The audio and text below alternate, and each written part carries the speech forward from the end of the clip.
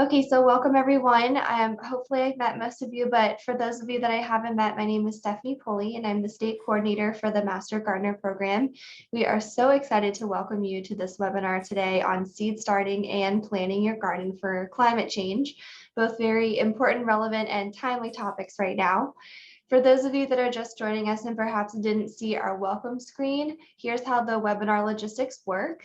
So this webinar is being recorded. It will be posted on the HGIC YouTube channel as well as the Master Gardener Continuing Education page. So if you want to watch it later, you will be able to do so. We'll also post the PDF of any slides and other resources that are shared today, along with the recording on the Master Gardener Continuing Education page. So you'll have access to the recording and all of the resources. If you're wondering if something's wrong, it's not. Your camera and your mic are automatically turned off in this webinar, so don't worry about that. If you have a question for our presenter, then feel free to put that into the Q&A. So you'll notice at the bottom of your screen, there is a button for Q&A, and then there's also a button for the chat. So Q&A is when you have a question for Jon as he's presenting, go ahead and put it in there. And you don't have to wait until the end of the presentation to ask your questions. Just put them in there whenever they pop up for you. And we have planned breaks throughout the presentation where we'll be taking your questions. If you have just a general comment, you wanted to introduce yourself to everybody, or if you have any technical difficulties, you can use the chat box.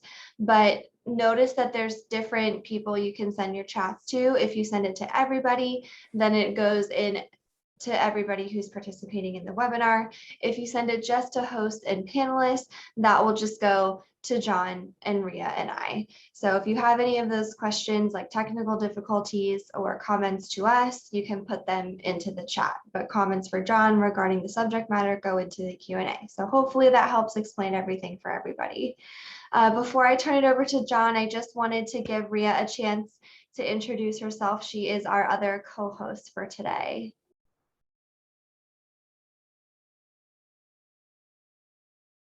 Rhea, you're muted. Hi, everybody. I'm Rhea Malloy, and I'm the program coordinator for the Home and Garden Information Center. And I'm happy to join you today. I'm excited to do this. Awesome. Welcome. Thanks for your help, Rhea. All right, so with that being said, I'd like to turn it over to our presenter for today. Usually he needs no introduction, but Jon Traunfeld is the director of our Home and Garden Information Center. He was the previous State Master Gardener Coordinator before I came on board. And he's also our fruit and veggie specialist with Extension, and he's been here forever, as far as I'm concerned. So with that, Jon, I'll turn it over to you. That makes me sound like a dinosaur, Steph. In a good way. Yeah. Well, good morning, everybody. I'm Jon Traunfeld. I'm delighted to be here this morning to kick off the 2022 Grow It Eat It Continuing Education series. And I want to thank Steph and Rhea for organizing and supporting this event today. So I'm going to go ahead and share my screen now.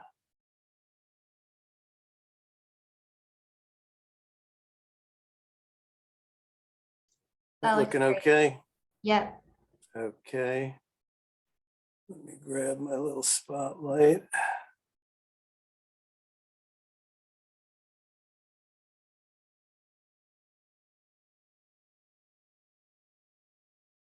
Okay, we've got a nice morning planned for everybody. Here's the agenda. We're going to split the session into 3 parts. Beginning with sort of an introduction to seed starting. Then we'll take questions, have a break, come back. I'll have some demos ready for you. So we'll actually be looking at different aspects of seed starting live in our special studio here. And we'll finish today's session with a look at planning a climate resilient garden. So what I'm hoping is that today I will be able to share some information and some tips that'll help you in your own gardens But even more importantly, from my standpoint, is that you'll be able to share this information with your clientele. I hope it will help you in reaching people with these different messages. So seed starting, first, a shout out to the Grow It Eat It program. This is the wonderful sub-program of the University of Maryland Extension Master Gardener program that is out there across the entire state, teaching folks about growing food. This has been going on since 2009. The program keeps getting better. And that sign in the photo is, of course, from the Master Gardener Learning Garden at State Fair, which I hope everybody gets to visit and hopefully volunteer at.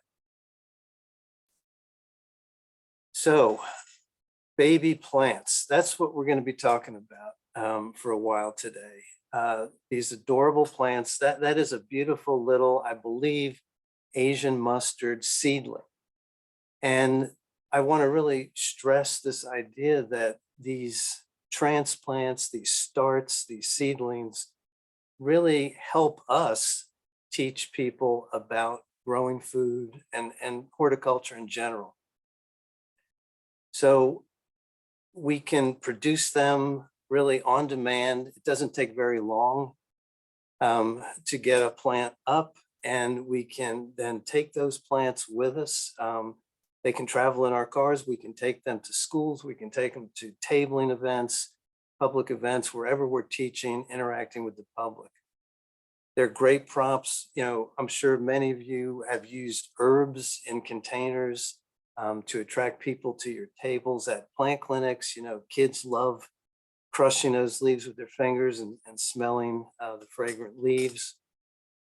They also help us teach folks about the interactions between soil, water, air, and plant roots. You know, we can actually hold this whole system up and show it to folks and talk to them about it. This also gives us an opportunity, seed starting does, to talk about reusing, recycling, different materials. This fits into our sustainable approach, our climate resilient approach to gardening, and I'll share some examples of that during the demo part of the webinar today. And finally, and very importantly, and something that's well understood by, I'm sure, a lot of people today, is that these transplants help make our gardens more efficient and productive. Instead of having to wait for, you know, seeds to germinate in soil that may not be well prepared, and then those seedlings have to compete with weeds, we can pop a 2, 3, 4 week old transplant in a defined space and get it off to a fast start. So we're able to really advance the season on both ends and in the middle, you know, using this practice. So master gardeners are in a lot of schools and active in a variety of youth gardening projects. I wanted to share some illustrations of how transplants, you know, growing transplants and using transplants is used. And so on the left, this is a photo from Great Kids Farm, which is in Baltimore County. It's owned by the Baltimore City School System, and it serves Baltimore City school students. It's a fabulous small farm where kids come out, they learn about agriculture and gardening, but the staff also sends transplants and gardening supplies and materials into the schools. So on the left, you can see some do-it-yourself light stands made using PVC pipe. And those are herb plants growing underneath. And I think this is something that's probably familiar to a number of master gardeners. We have plans on our website for this. And on the right, what is cooler than taking a 2-liter soda bottle, cutting it in half, and turning it into a self-watering container that can, you know, start an heirloom tomato plant. And again, we can see in this photo, you know, the whole system is visible. We'll be seeing plant roots growing through the bottom, or I should say the top, the opening of the bottle, you know, into the water. So just lots of great ways that we can use these small plants for our programs. So I wanted to talk just briefly about the growth factors involved in producing transplants. And so it's very similar to the growth factors that we deal with outside. And of course, we're going to need something to hold our transplants up. Outside, we have soil. Inside, we're going to be using growing media that does not have any mineral soil in it. We'll talk more about that in a little bit. So this stuff that we're growing our plants in is called lots of different things in the trade, potting soil, growing mix, seedling mix, and so forth. And we'll be spending some time really looking at these different types of growing media. Of course, we need air and water. And tap water is certainly okay to use. You don't need to use deionized water to grow your plants. We need to make sure there's enough air moving around. In most people's basements, there is enough air, but I know some people will grow transplants in a very confined space, maybe a closet. And so in those situations, it might actually be necessary to run a very small fan to keep air circulating. That'll reduce the risk of things like damping off disease. We need a sufficient amount of heat to help our plants germinate, our seeds to germinate, and our plants to grow off. And really, there are ideal temperatures, of course, and then there are the temperatures that we actually experience and have to deal with. And we can, manipulate our environment to improve those environmental conditions. So for example, if you're in a basement and it's 65 degrees, there are things you can do, and I'll show you with the setup I have in my basement, where you can actually cover your light stand with some plastic loosely, which will raise humidity and temperature around the plants, but still allow air to move around. Some people like to use germination mats. And of course, what we'll find as we go through today's discussion is that there are so many different ways to achieve our goals. And, as master gardeners, we want to use sound science-based principles, of course, to guide us. That's the context in which we're operating, but there are many ways to apply those principles. And as long as we're consistent with those basic principles and growth factors, as long as we're meeting the needs of our plants, we can have success. And finally, of course, we need light. And maybe some of you have tried, as I have, in the past, grow tomato plants or other types of plants in a windowsill. It usually doesn't work very well, even if it's a south-facing window. So invariably, we're going to be using supplemental light. And I wanted to just share this photo, which is a tray of microgreens growing under a fluorescent light. And this is the whole system, right? We have a container, and the plants are growing very well. We can see the roots are growing down through the bottom of the holes in this tray into water that is in the tray that's below. So there's a solid bottom tray with a small amount of water that these white roots are thriving in, because there's enough oxygen in that water. And we'll talk more about this way of bottom watering our transplants. So let's dive into a discussion of the growing mix. This. We want a lightweight, soilless medium to grow our plants in. And most of the high quality mixes available to us are going to have a large volume of pore space. 50 to 80% of the volume of that bag will be pore space. So hence my italicized comment at the bottom of the slide: when you buy good growing media, you're really paying for pore space. And the growing media have been formulated so that they hold water and yet they also will drain excess water very easily. They're going to be free from, plant problems, pathogens, seeds, and so forth. The pH of growing media is in this 5 to 7 range. And very importantly, especially for commercial growers, growing media needs to be consistent and uniform so that we know we're going to be able to repeat the same results each time we plant our seeds. So some common ingredients of these soilless growing media.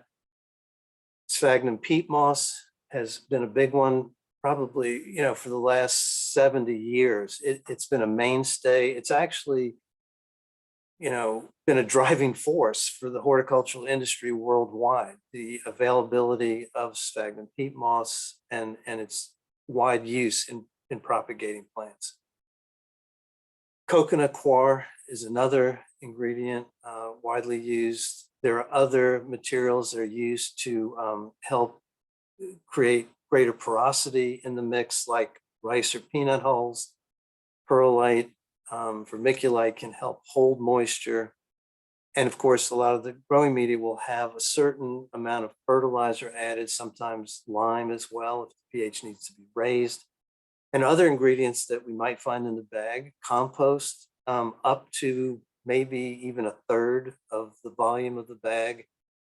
Wetting agents, as are surfactants that enable the growing mix to be moistened more easily. And sometimes there are other materials like mycorrhizae or even beneficial organisms. Some people have seen Bacillus subtilis added to growing media maybe that they have purchased. And so lots of variety within different types of growing media. Very importantly, when we think about growing these plants in a greenhouse, flat, not a very large volume of area, or even in a small container, a 3-inch and 3-inch high container, that plant has to depend entirely on what's in that small space. So it's even more important to think about, how dense is this material? How well can it support the plant? Lightweight growing media is light, and that's what we're looking for. Only perhaps 8 to 12 pounds per cubic foot, all the way up to soil at the bottom of the list here, which is 10 times more dense. And I can tell you, if you've ever tried to grow, transplants in mineral soil from your garden, it doesn't work very well. It's just too dense. So a key tip for clientele is to, lift that bag of growing media. And for starting seeds, especially fine seeds, these lightweight growing media are going to be preferred. When we move up, potting soil will have heavier materials in it, more dense materials. And then compost is even more dense than a typical potting soil by itself. So here's an example of what happens when you just add a little bit of mineral soil to a container.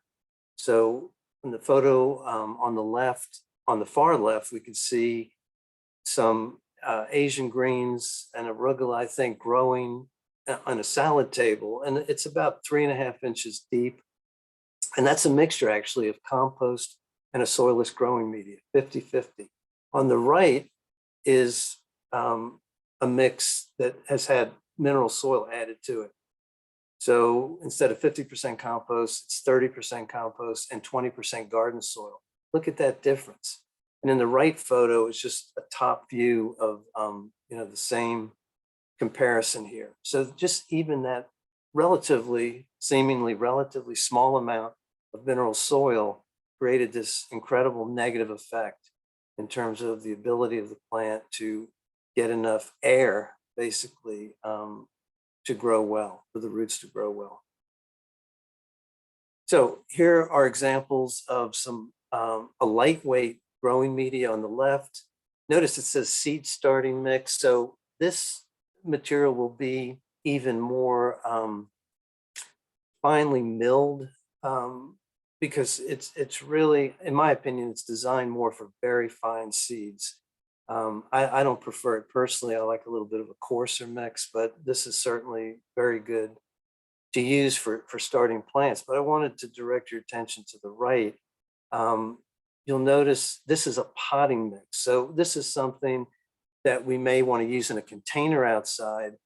But if we lifted the two bags, we'd notice that the bag on the right, this potting mix, is quite a bit heavier. And if you look at the ingredients, we see it has Hypnum peat and forest products or compost. So Hypnum peat and sedge peat are more well decomposed than sphagnum peat moss.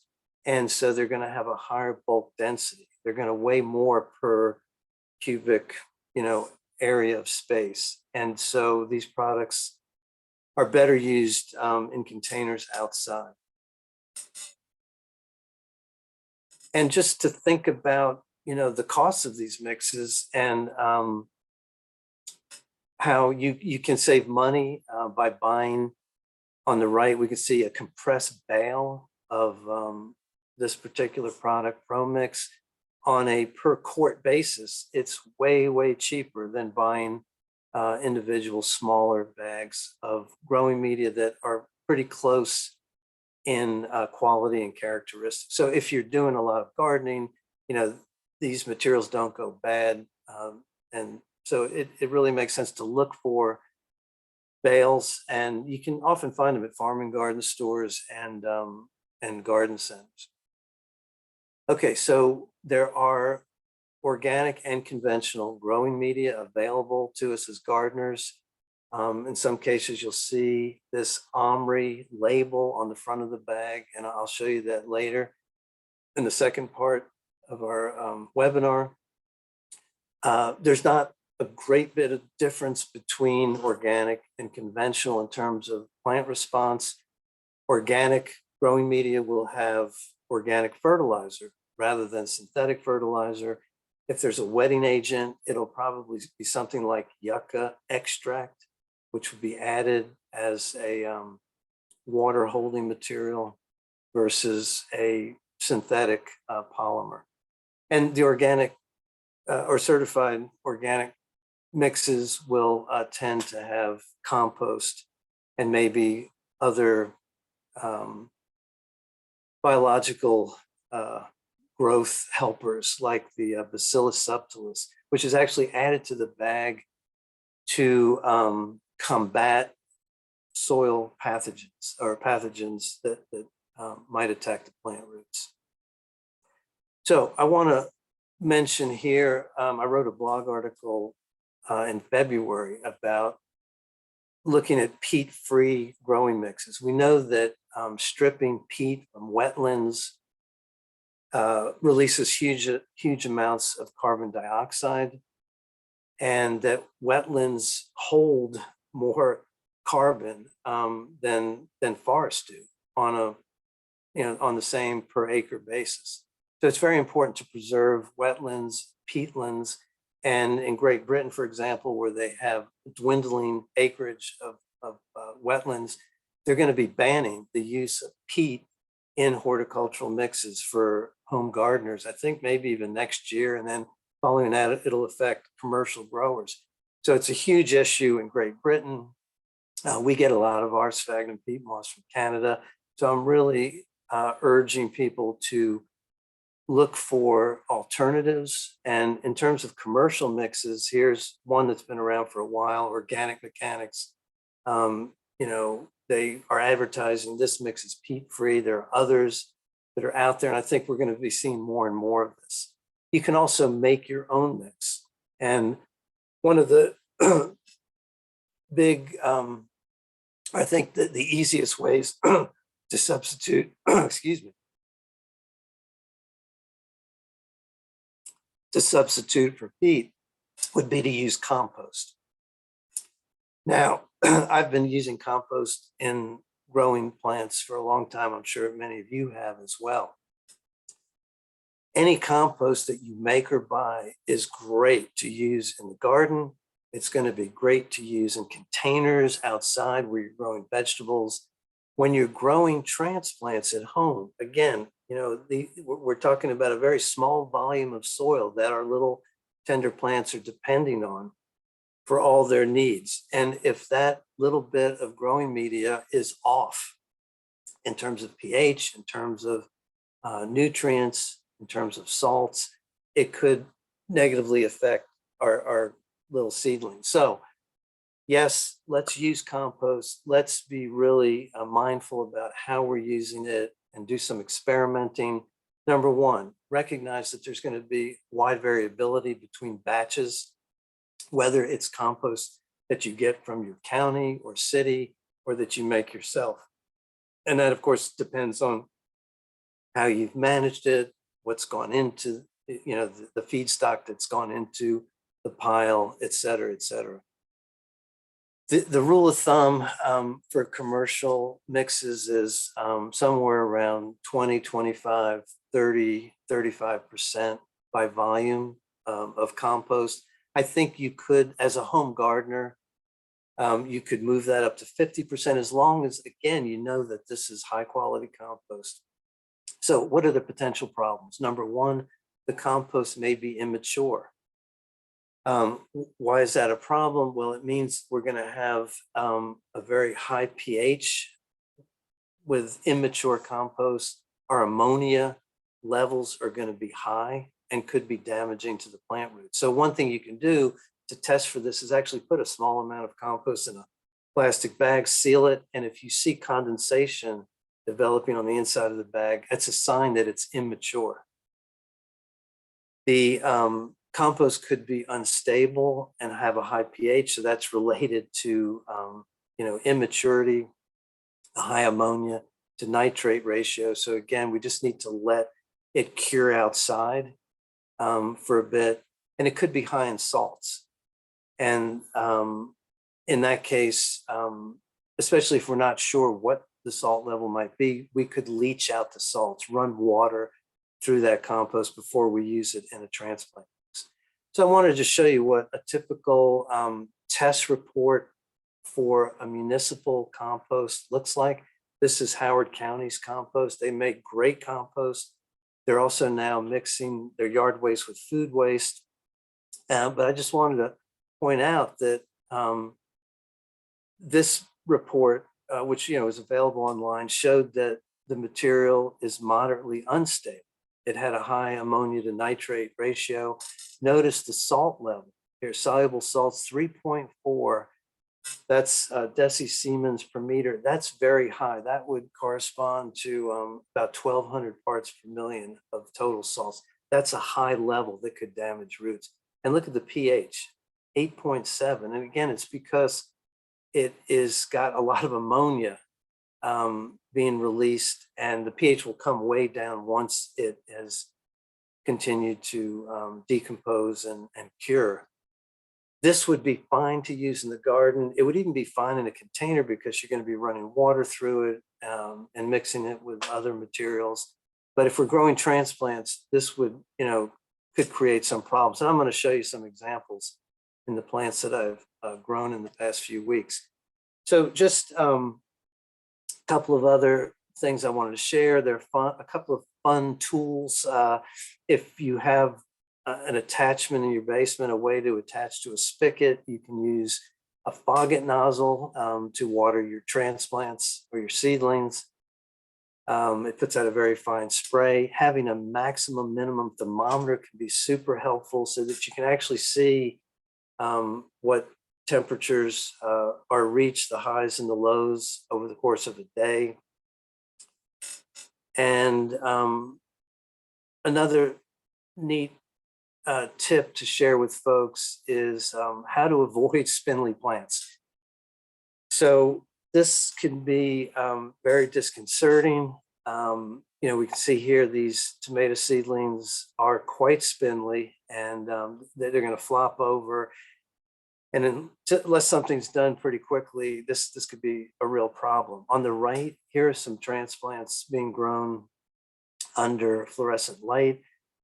And notice they're fairly close to the actual tubes. They look a little bit spindly, but not too bad. And they're going to end up developing some pretty strong stems. They may be spindly in part due to the fact that they're pretty close together. So moving plants closer to the light source, very important. Another thing we can do is brush the tops of our plants, and that touch will help the plants develop stockier stems. This is thigmotropism, just plant growth response to touch. We can do that with our hands. We could, just take a stick and early in plant growth, if you're concerned that the plants may become spindly, if you just do that 5 to 10 times once a day, that'll help keep the plants stocky. And I'm not going to say much about lights. There are a lot of options out there, but we know that the T12 fluorescent lights are gone. And that number, by the way, T12 lights, the old fluorescent tubes, the 12 refers to eighths of an inch. So a T12 was 1.5 inches in diameter. A T8 tube is 1 inch in diameter, 8/8, and a T5, 5/8 of an inch. These are great to use. You can use cool white tubes, you can use grow tubes. We're only trying to grow foliage. We're not trying to grow plants that are going to produce flowers. And LED lights, that's the coming thing. We're all going to be moving in that direction. They work great, they're very efficient, and there are lots of options out there for using LED lights in growing transplants. I'll be showing you this root trainer setup. It's from the UK. I think it's really fun. I'm not big on gadgets or, spending excess money that I don't need to on gardening supplies, but I really am enjoying these root trainers. It's basically a system where you've got containers holding the growing media. They're fairly tall, so you're going to have a nice long root system develop. It's a small space across, but deep, and it grows some really nice transplants. The interesting feature is you're growing plants in water. Your roots are going to be in water. It's self-watering. The bottom tray here is filled with about 1 inch of water, and the plants can wick that water up. And you can see how healthy these roots look. Again, they're growing in some water, but there's plenty of air. It's not deep water, and I think you get really an extra boost in growth. Just a couple of slides showing some, comparisons, some other options for using containers, whether they're repurposed, deli or produce containers, or actual, greenhouse containers. On the left, we can see, 3 by 3 inch containers for tomatoes, and tomatoes are the #1 crop that gardeners grow. And if people are going to, grow any vegetable transplant indoors to set outside, it'll probably be tomato. Here are, deeper containers, 4 inch by 4 inch, and then quart containers. So it's going to take a lot of growing mix to fill that container. That adds to the expense. Can we grow a larger plant? Yes, but how large a plant do we really want to grow inside our homes? And we'll be talking more about this issue of, when to start your seeds, and think about having to plant, a plant that is, 10 inches, has a root ball that's about 10 inches deep. So, here's going back to that 3 inch by 3 inch container, perfectly fine in terms of the size. It's not going to take a lot of growing media. You can see how nice the root system looks. These plants are ready to go out, and we can have a plant ready in 5 weeks to go out into the garden. And once we pop these plants out, don't be afraid to pinch these roots. I wouldn't call this a root bound plant, but certainly the roots are growing around. They don't have anywhere else to go at this point. If we were stuck and we couldn't put these out in the garden for another 3 weeks, we could put these in a larger container with more growing mix. They'd have more room to grow. But if these are ready to go out into the garden, we can just, pinch and rip with our fingers these roots. We want the roots to spread out. And that pinching of the roots actually is going to stimulate more root growth. So don't be afraid to do that. We definitely want to tease those roots apart a bit. Another option, we can grow, this is my coworker, Dave Clement. He grew these nice tomato seedlings in just a small nursery pot, quite a few plants here, and they look really healthy. Here they are popped out. And, if it's time to plant, these plants could definitely go into the garden, or they could go into a larger pot if we're not ready yet. And yet another example on the left. So it's kind of interesting. We don't have to grow our plants in individual cells. On the left here, we can see a salad box that's holding only 9 eggplant plants, but look at how large these plants are. On the right, the same size same size tray, approximately, with individual 3 by 3 inch inserts or cells, can hold twice the number of plants. They're quite a bit smaller. So, it's really a balancing act here. Which plant is going to do better in the garden? That depends on a lot of different factors. So I think it's really up to you to figure out, whether it's worth it in your garden. For eggplant, actually, I think it probably is worth it because we really want those plants to get off to a fast start, especially if flea beetles are an issue in the garden. So this larger plant, if it's well taken care of, probably will, establish more quickly. It may end up producing better across the summer. It's really hard to say.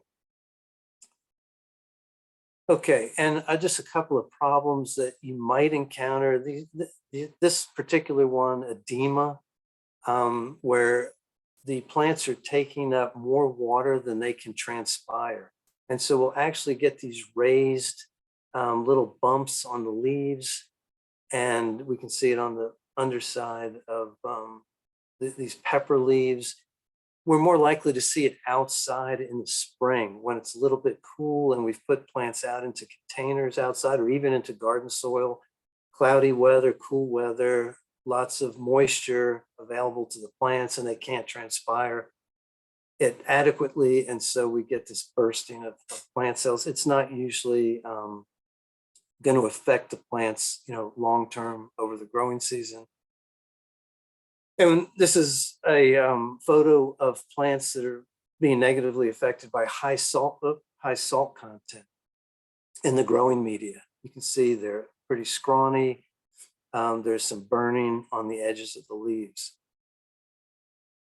And this is kind of a fun one. If you've ever grown, any brassicas, especially as microgreens, if the seeds are sitting on top of the soil, the seeds germinate, but since they're on top of the soil, the radical produces this huge amount of extra root hairs looking for moisture. And of course, as long as the media is moistened, they'll turn down and grow into the media, and these white root hairs will disappear. You won't see them, but it's kind of an interesting thing that happens sometimes. And it can be alarming, but it's a lot of times people think they've got a disease, but these are just very fine root hairs. And I'm sure a lot of you will find this photo pretty familiar, that even though we're doing everything right, quote unquote, in growing our transplants, and they look pretty good, they're stocky, they may start to become off color. They will develop red stems, the undersides of the leaves may turn purple, they may become pale. Here are some of the different reasons that could cause this. It's usually not a problem once they get out into the garden soil and they're fertilized. They'll grow out of these minor issues. And I just wanted to close with a couple of quick slides here, and just to show you that there's not sometimes much difference between growing transplants and growing food. This is from last year. So some lettuce seedlings that were started in February. This was for a class. And so a month later, we have actual food that we can eat. We can cut those lettuce transplants that have now grown into the baby leaf stage. And we can actually then come back a couple of weeks later. Here we can see March 16th, a second harvest. So, you know, if we were really growing these to set out in the garden, we would only need 2 to 3 weeks to be able to get a plant of, you know, the correct size.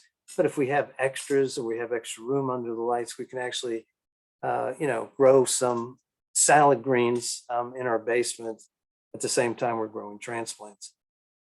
And finally, the microgreens thing is really fun. It's something that's, it's not for every gardener. Some people feel like it's not worth the trouble or the amount of seeds needed to, you know, grow microgreens. But this is, I'm sharing this slide just to show you another example of how growing plants in a self-watering container, a tray that's providing bottom water for the plants, what a great root system can develop. Look at how dense and widespread the root system is here from these microgreens. And I will be showing how to propagate sweet potatoes, one of my favorite crops. So if we do start our own sweet potato slips, we not only can just, you know, pull these slips off of the mother root, but we can actually make cuts right above each node. And in this case, we can create probably 5 or 6 plants from one shoot and pot them up individually. Okay, so I think it's time for questions. I'm going to stop sharing my screen. Okay. Gonna pin our videos here. Okay. Cool, there we go. All right, so our first question that I wanted to make sure I didn't forget because it's in the chat is, okay, is thigmotropism the same concept of not staking a tree in that the roots are stimulated and strengthened by the movement of the breeze? Yeah, yes, I think so. You know, you see like pine trees on the tops of mountains that are very squat. It's the same thing. It's the wind blowing, you know, across those landscapes that causes that stockiness. Great. Yeah. All right, next, how do you know if compost, like from your local county, this question in particular says Howard County, has high levels of herbicides in it? I'd be interested to know how that person knows that. But I don't know, in the test report I looked at, there's no indication that it's been tested for, or that I didn't see that it had been tested for any pesticides. So They're asking, how would you know? How would you know? Yeah. It's a good question. That's a complex question, because I think what the person's alluding to, there's a real concern with long residual herbicides that have caused real injury to vegetable crop plants. And these are phenoxy herbicides, aminopyrrolid, clopyrrolid.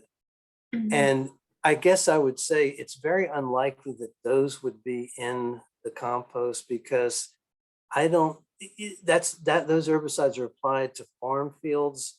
I don't think farm straw or farm hay or farm mowed grass is ending up in those piles at the landfill where compost is being made. Other herbicides that are applied to turf, like 2,4-D, that's another phenoxy herbicide, that's going to break down pretty rapidly with the moisture and the heat.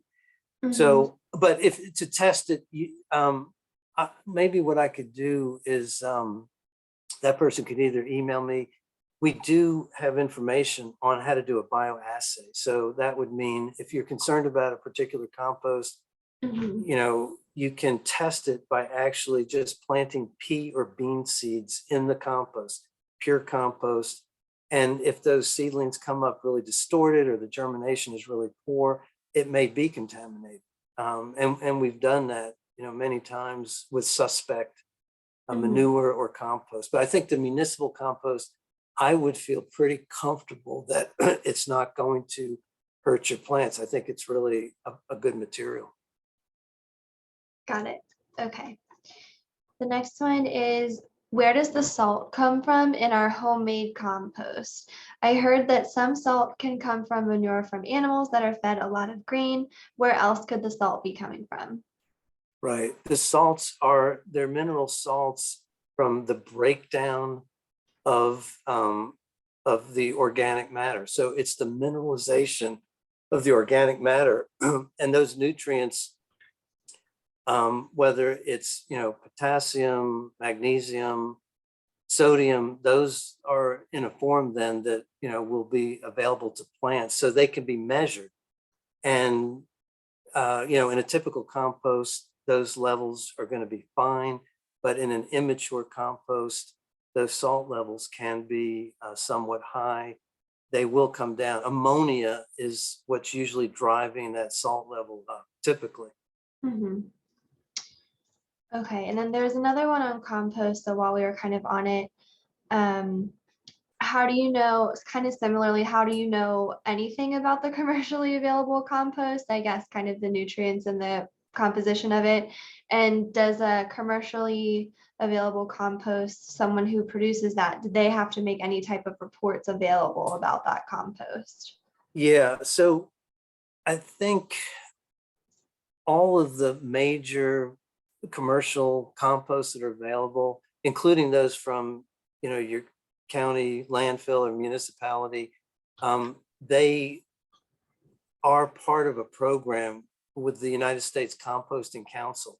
I don't know if you noticed that on the test report, it said US Compost Council at the top. So all that means is that they're voluntarily agreeing to have their compost tested. Now, they have all kinds of standards for different compost, and the reports are available online. So Leaf Grow, for example, you can find their report online. Biosolids, you can, like Bloom from Washington, D.C., you can find theirs online.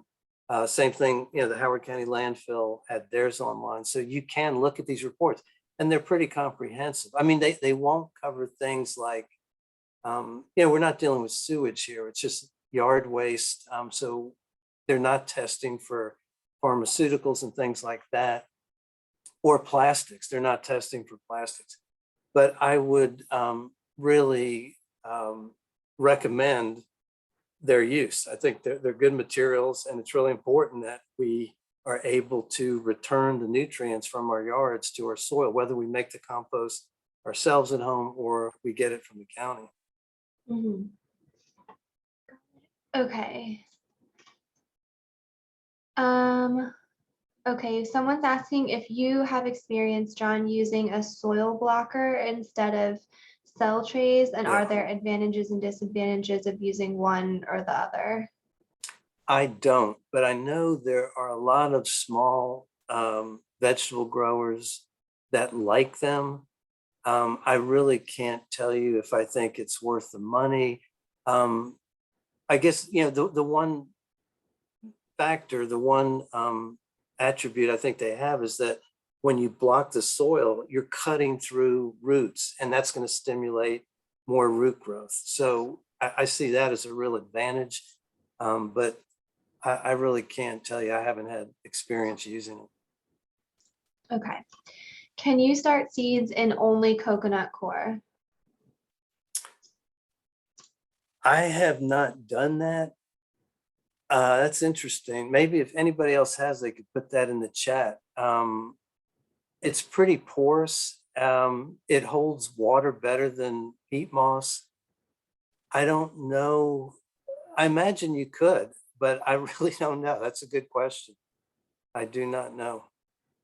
Lots of folks have been great about putting their experiences into the chat as Good, you're answering your good. questions. So hopefully someone will have a comment on Yeah. that too. The hive Um, mind. Yeah. Yeah, keep it coming. It's really fun to see everything that y'all have been trying. Okay, how can you avoid getting the white mold that grows on top of the soil when growing seeds in trays? White mold.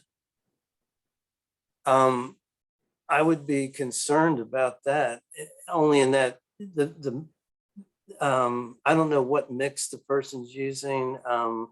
It's obviously too wet if any kind of mold is growing on top of it, but you really shouldn't be seeing any mold growing. So I would really reduce watering and see maybe about using a different mix. That's a little unusual.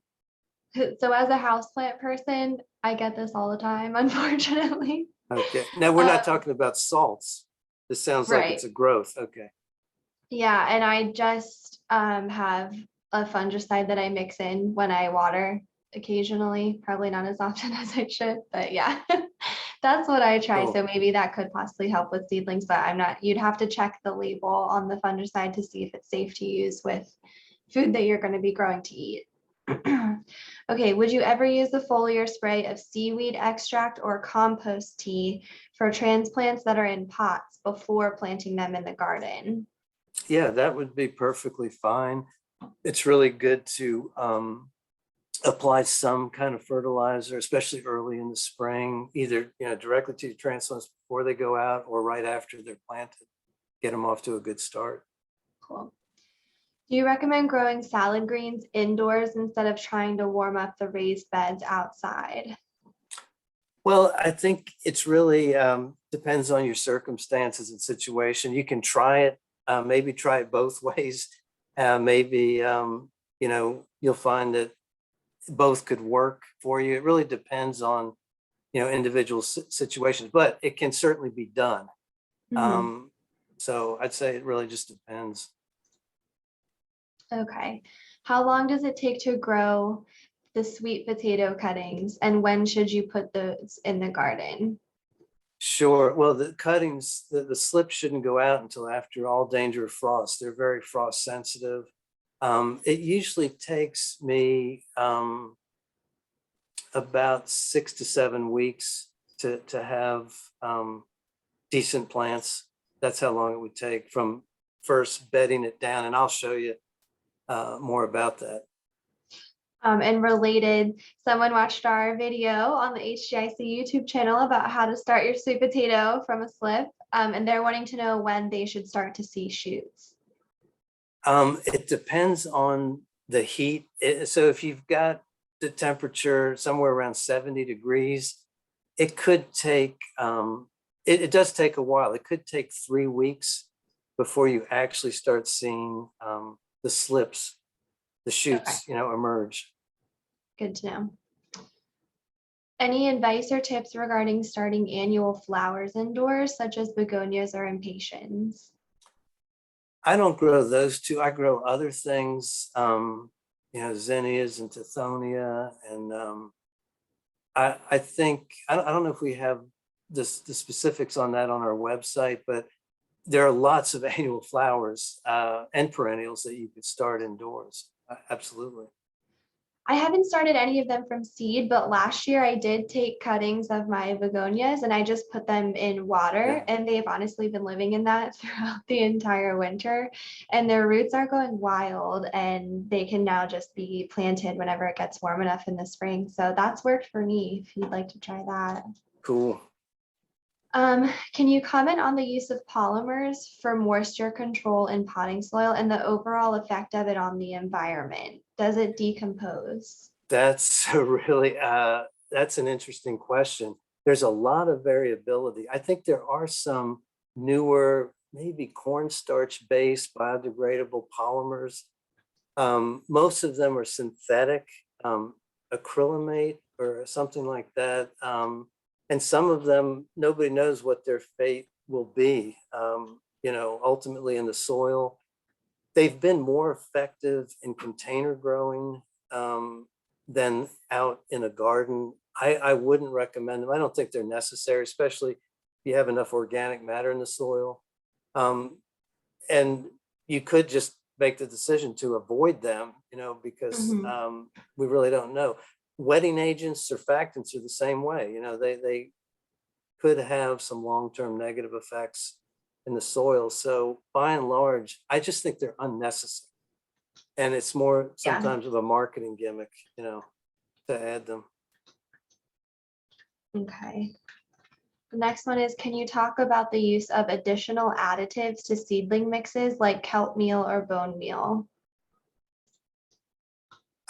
Adding them yourself, I wouldn't. If it's already in the bag, then it's been formulated and tested, and I'm sure it's okay.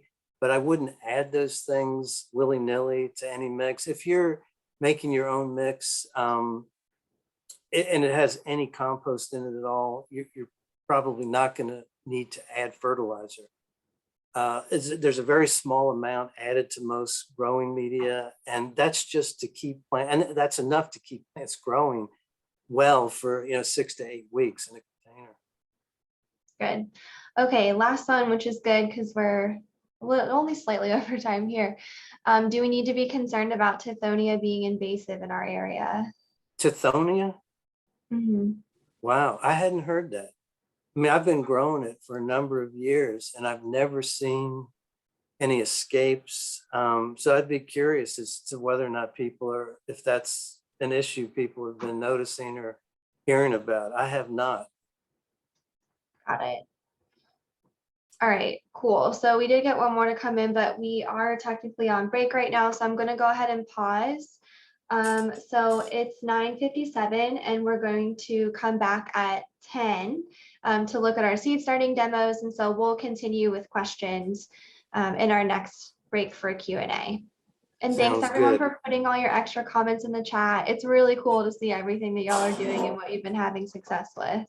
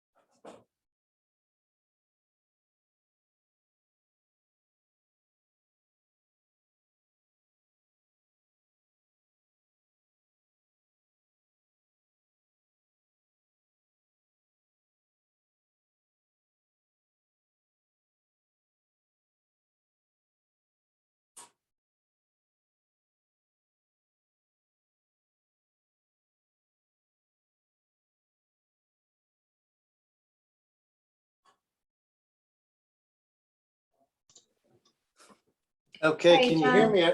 Can you hear me okay? Yep. Okay.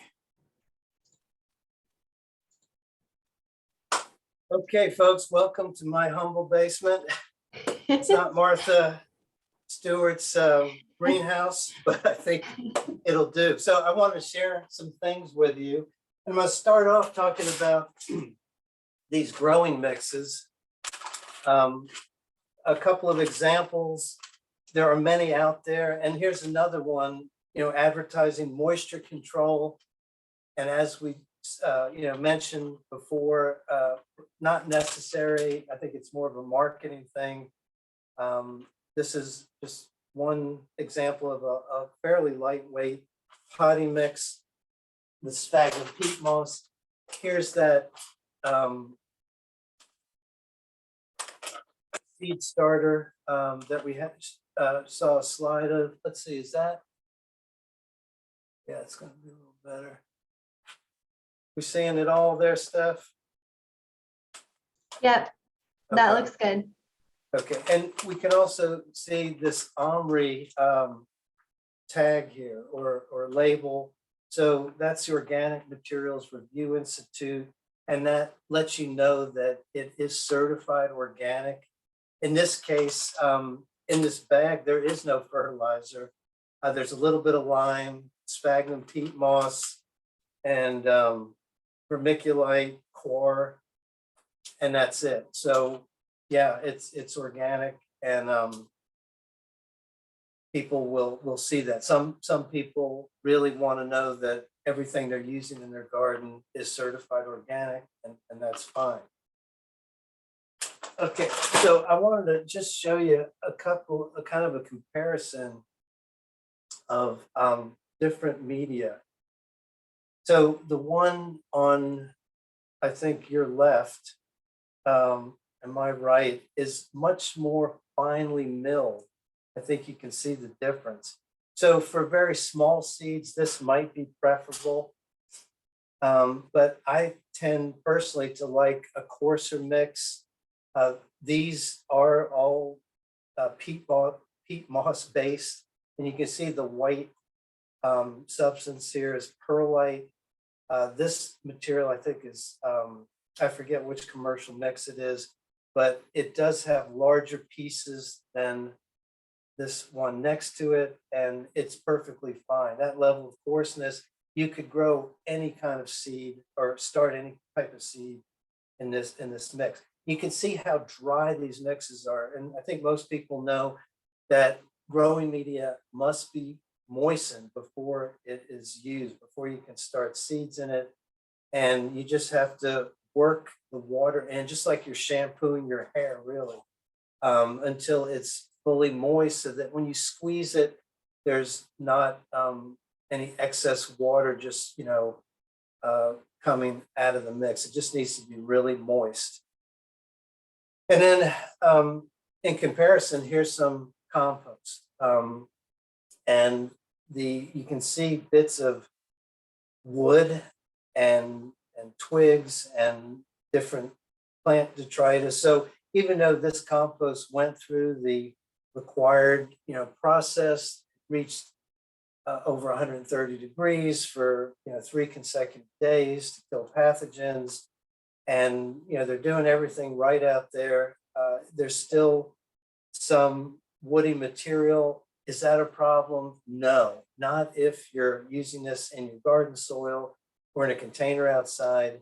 But again, we need to look at those lab reports to make sure the soil, the salts are not too high and the pH is not too high. Okay, I'd like to now just show you a couple of examples of trays that we can use for growing our plants. And of course, folks are well familiar with this type of a tray. It drains well. This is what you get when you buy plants at the garden center. They're super sturdy. They'll last for years. So very nice to have on hand. You could also put newspaper on the bottom if you want to slow the amount of water that's draining out of the bottom.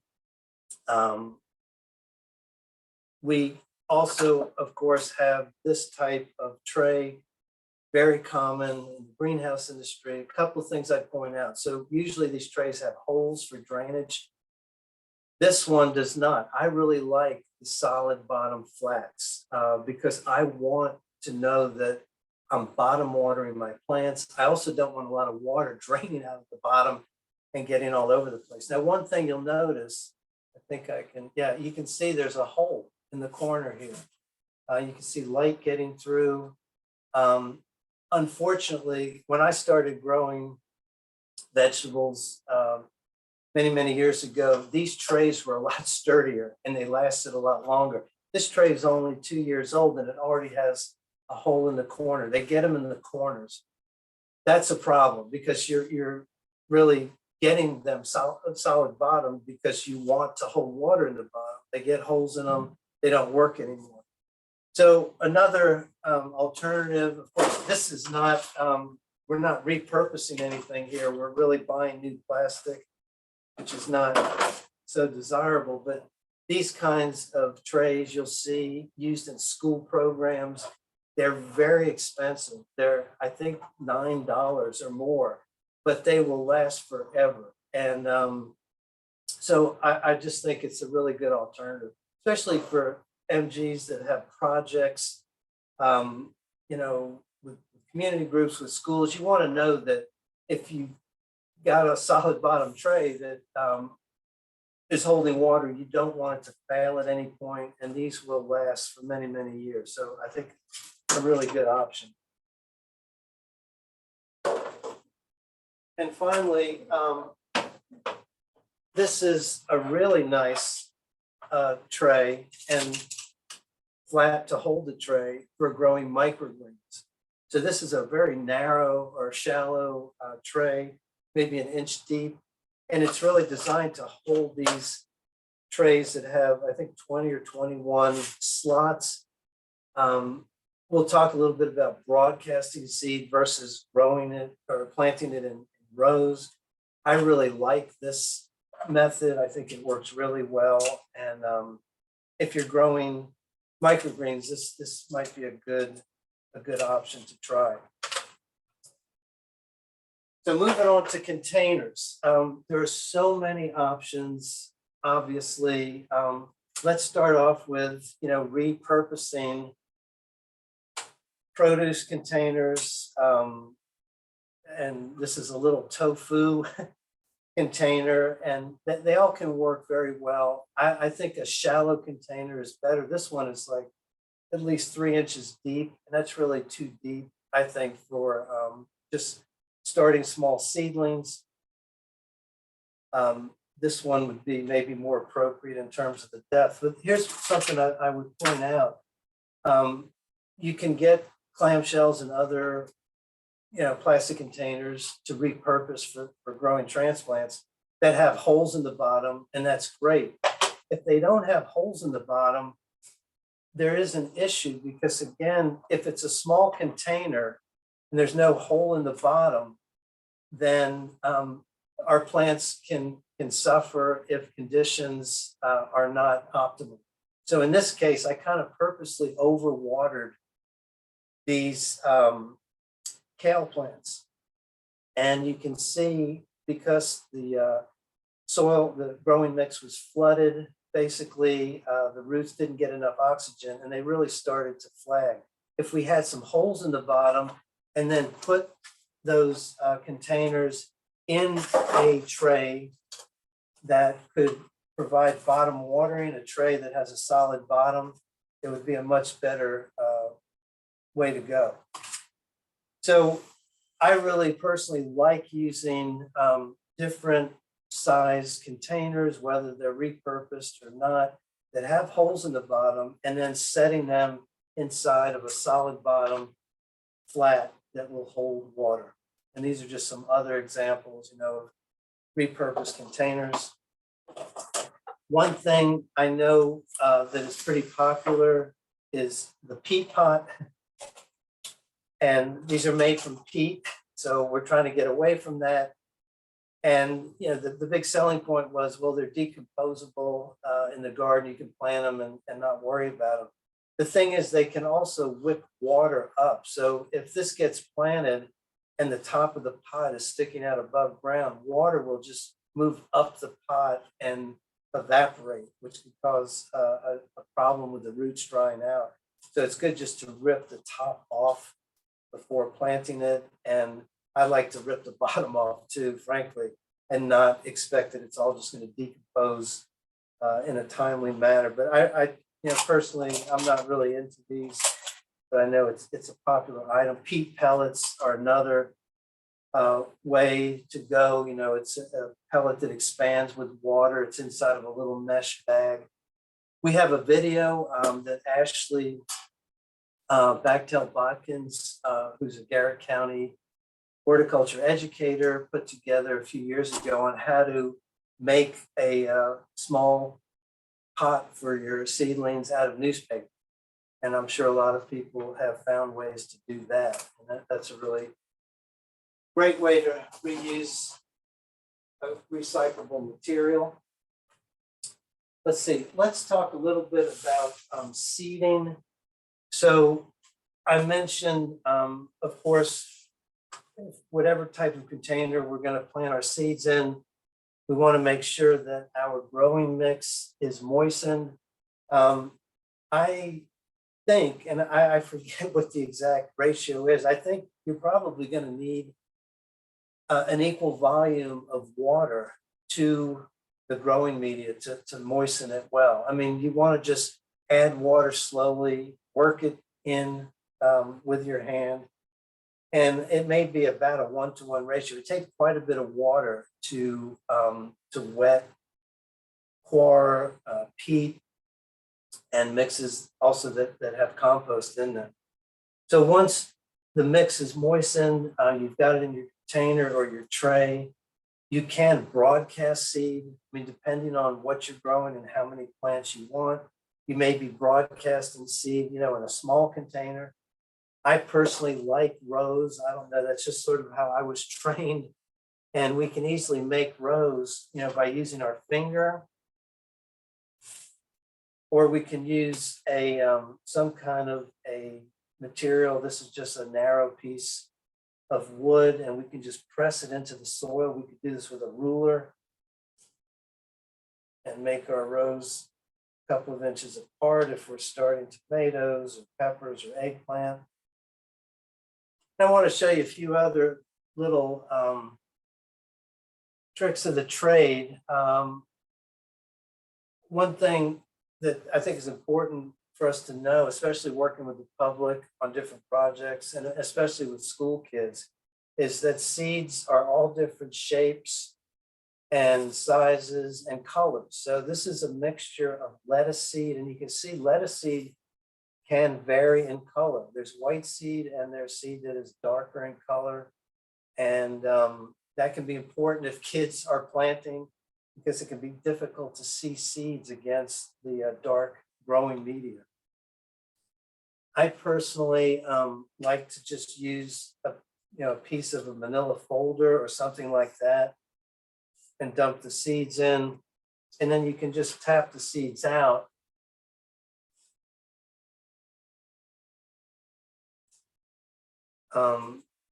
In the row.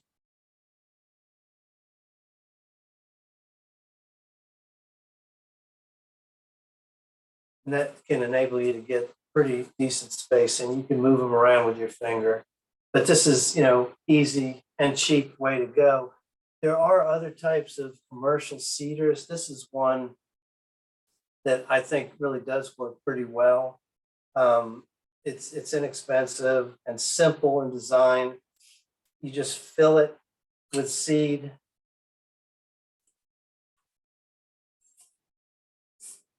And it has a dial, so for allowing seeds of different sizes to be planted. And then you can just tap on it, and the same technique, you just laying the seeds right in the furrows. And of course, you can simply put seeds between your fingers and plant them. With smaller seeds, it's more difficult, but lots of ways that seeds can be planted.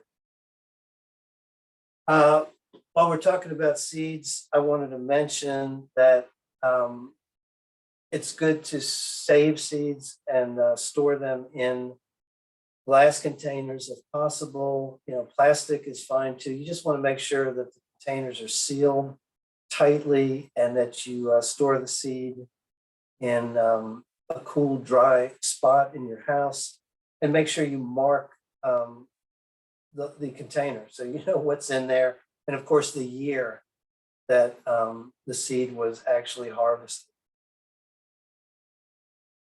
Okay, and then I think a lot of people are aware, I didn't mention that in terms of the supplemental lighting, this is a timer. We want to keep our lights on, whether it's fluorescent or LED, on for about 14 to 16 hours a day. And these inexpensive timers, enable us to do that very easily.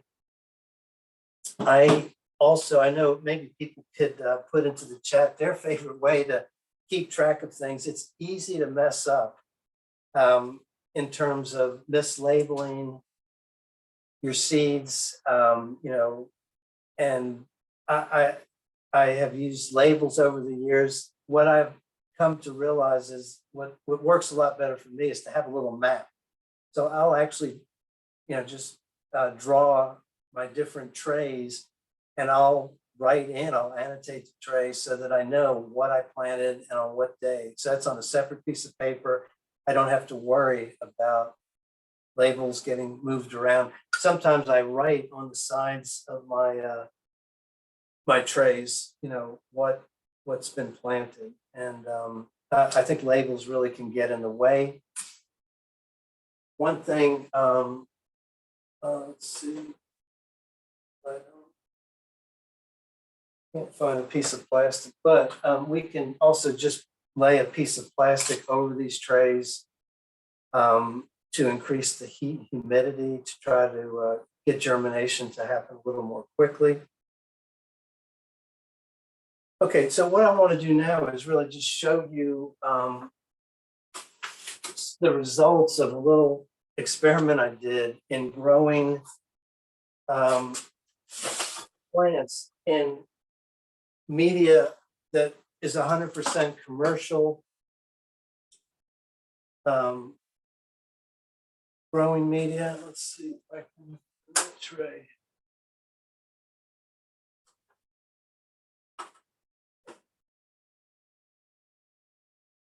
Okay. 100% commercial media versus media that is 50% commercial and 50% compost, and then media that is 100% compost. So in this case, we've got lettuce, and this is callaloo, which is a heat tolerant leafy green in the amaranth family. So this is a 100% commercial growing mix. This is 50% commercial growing mix and 50% compost. And you can see quite a bit of difference. This is the compost I got from Howard County. And again, it's good compost, but in this situation, using it at this rate and growing plants in these little cells, either the pH or the salt level really is negatively affecting plant growth. And here's the 100% example. So this is the lettuce, this is the callaloo in 100% compost.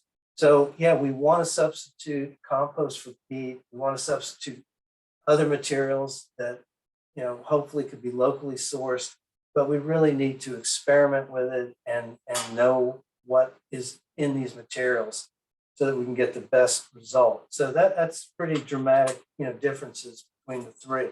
And again, I'm trying to promote compost as an ingredient, in these growing mixes, but we just need to do it as intelligently as we can. And some more examples of, in this case, we've got cucumber. So on your right, 100% growing media. On the left here, this is 50% compost, 50% commercial growing media. So this plant's perfectly fine. When we take it out, it's got a good root system. It's going to grow fine. I expect there wouldn't be much difference ultimately in season-long growth and yields between these two. And this is 50% compost, which is actually a much higher percentage than is going to be recommended for commercial growers to use, because they're really looking for absolute consistency and uniformity. But for us gardeners, this is perfectly good. And if we could reduce the amount of peat we're using almost in half by substituting compost, well, that's pretty good. And just a few other examples with tomato. Here we've got, again, 100% compost, and this is, 50% compost. This is 100% growing media, commercial growing media. And, we can look at the root systems and see that they're pretty comparable, although, more roots in the 100% commercial mix, and that may be due to greater porosity. I would expect the compost is denser, and I can feel it. The weight here is much greater in the mix with the compost. And then we can see the same thing with lettuce, same result. Now, some crops like broccoli and lettuce are more sensitive to high salts than crops like cucumber. In fact, cucumber is used as the indicator plant when compost maturity and stability is being evaluated. They plant cucumber seeds in the compost to see what the germination rate is, because cucumbers are less sensitive to salt. Okay, what I wanted to do now is show you some plants, tomato plants that have been grown. They were started on March 6th. So these plants are only four and a half weeks old. And you can see how large they are, 4.5 weeks old. So this is why we want to help people learn that it's better to wait just 5 weeks before they expect to set plants out, maybe 6 because they want a week to harden off their plants. But these plants are quite large. And we can just, well, I want to show you first the difference. Again, this is 100% commercial growing mix. This is 50% compost and 50% commercial mix. This is 100% compost. And again, I think salt level, the pH level, the density of the compost is the reason why we have this result. And again, I'll just say, there are community gardens in Baltimore City that are built on 100% compost or leaf mold that, grow very fine crops. But in a container, it's a whole different ballgame. Let's see. And then, so those are the 3 examples there. And I did want to show you what it looks like with bean plants, the difference in using 100% growing media.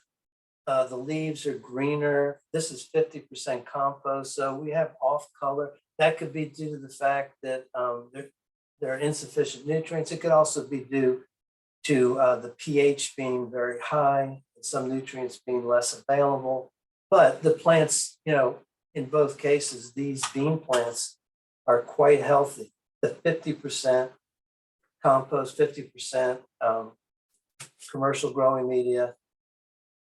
There's the root system for 100%. This is the root system.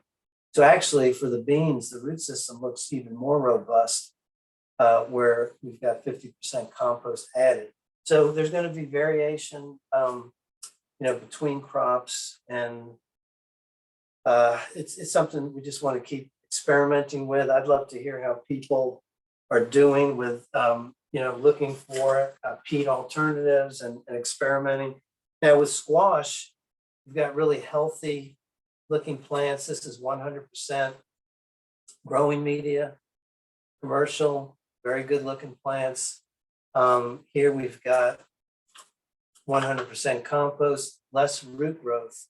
And you can see the plants look actually a little burnt there. So the salt level may be causing a little bit of burn. It's hard to know for sure in this case. So I think what I would like to do is show you what we can do when our plants are getting a little too tall. And we know we've got several more weeks to go before we're going to be able to plant. And so we can very easily just tease these plants apart. This is the other thing I love about these vegetable plants and annual flowers. We think they're so tender and sensitive, and they can't take this kind of handling, but they actually can. We can pull them apart, and we can then put them back in a container and water them. So if we're at an event, we want to show people what root systems look like, how plants grow, we can do that, put them back in a container, they'll be fine. If we have a larger container that we want to put them in, we can just make a little bit of a divot there, and we can just press that plant right in and push the media around it. And then we're ready to go, for a few more weeks. We can let this plant grow. It'll have more space to put out more root growth. and be a great transplant. So, another thing we try to teach people is in a garden center, it's okay to pop plants out as long as you do it, gently and knowledgeably. You want to examine the root system to make sure the plants aren't overgrown. And again, it's just, really fun to play with these plants and to get the public involved. They can, if you bring a tray and you want to help people learn how to transplant, it's a lot of fun. It's a good hands-on activity with the public. Okay, let's see my cheat sheet. Oh yeah, let's talk about a topic that's really been big in the master gardener world in the last year or so, and that's winter sowing.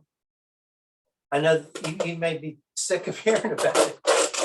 Now we've had quite a few, 3 webinars, a lot of information. So I'm gonna just pull the tape off of this winter sowing container. I had 3 of them outside. This one is 100% commercial growing mix. And you can see I've totally neglected this thing. I planted it maybe 3 weeks ago. It's Tokyo Bacana, an Asian green.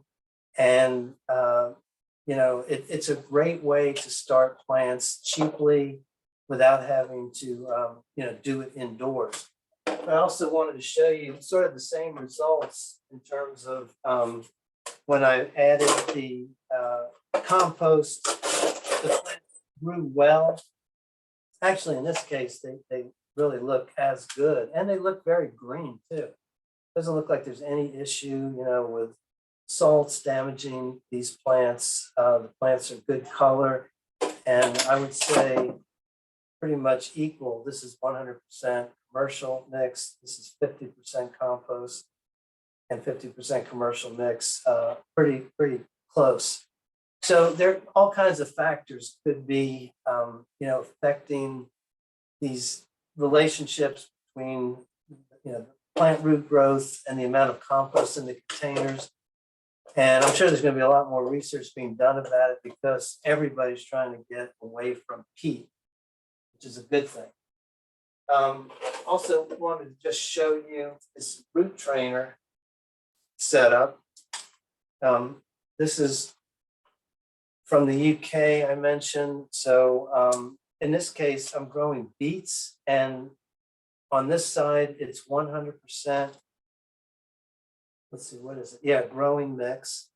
And on this side, it's 50% compost. And you can see, or actually, you know what? This is 100% compost. And you can see the huge difference. The beet plants grown in 100% compost aren't doing so well. But I wanted to show you how these root trainers work. I think for root crops, so carrot and beet, we don't usually grow transplants. And part of the reason is if you stress that taproot or, inhibit its growth, it can really affect the ability of the plant to produce a large storage root. And so most growers don't do it. But it's kind of a nifty little system. You actually open it up and you can see how nice these beet plants look. Roots that are growing all the way down to the bottom of the container. I mean, I'm not ready to transplant these, so this is a lost cause. I'm not going to use these plants, but I would like to try growing beet transplants in these root trainers and put them outside to see how they do. So it's just kind of a neat system. I forget how much it costs, but it's another option. And then finally, I did want to show you the sweet potato. So this is in 100% compost. Actually, when I was a vegetable grower many years ago in Tennessee, we would bed all of our sweet potatoes in 100% aged manure. That's how we grew our slips. And so this is 100% compost. And you can see the mother root underneath. So these were sweet potatoes that I sliced lengthwise. And so I laid each cut side down in the container. This is just one one sweet potato, and you can see the sprouts are starting to develop these shoots. So it took a little over a month. It took, it was March 6th when I bedded these down. And we can take a sharp knife or scissors and cut right above a node. And we can actually then, plant these pegs into a container. And, we have, actually, there's an extra plant here. And we can start new plants. The advantage of doing this, let me put a larger one here. The advantage of doing this is you may not be ready to plant sweet potatoes when your slips arrive. If you grow your own, you can hold your plants for a longer period of time under lights indoors until you're ready to put them out in the field. And then they'll have a nice root system as well. When you put slips out, you really have to baby them to get them established. So just a little tip for propagating sweet potatoes.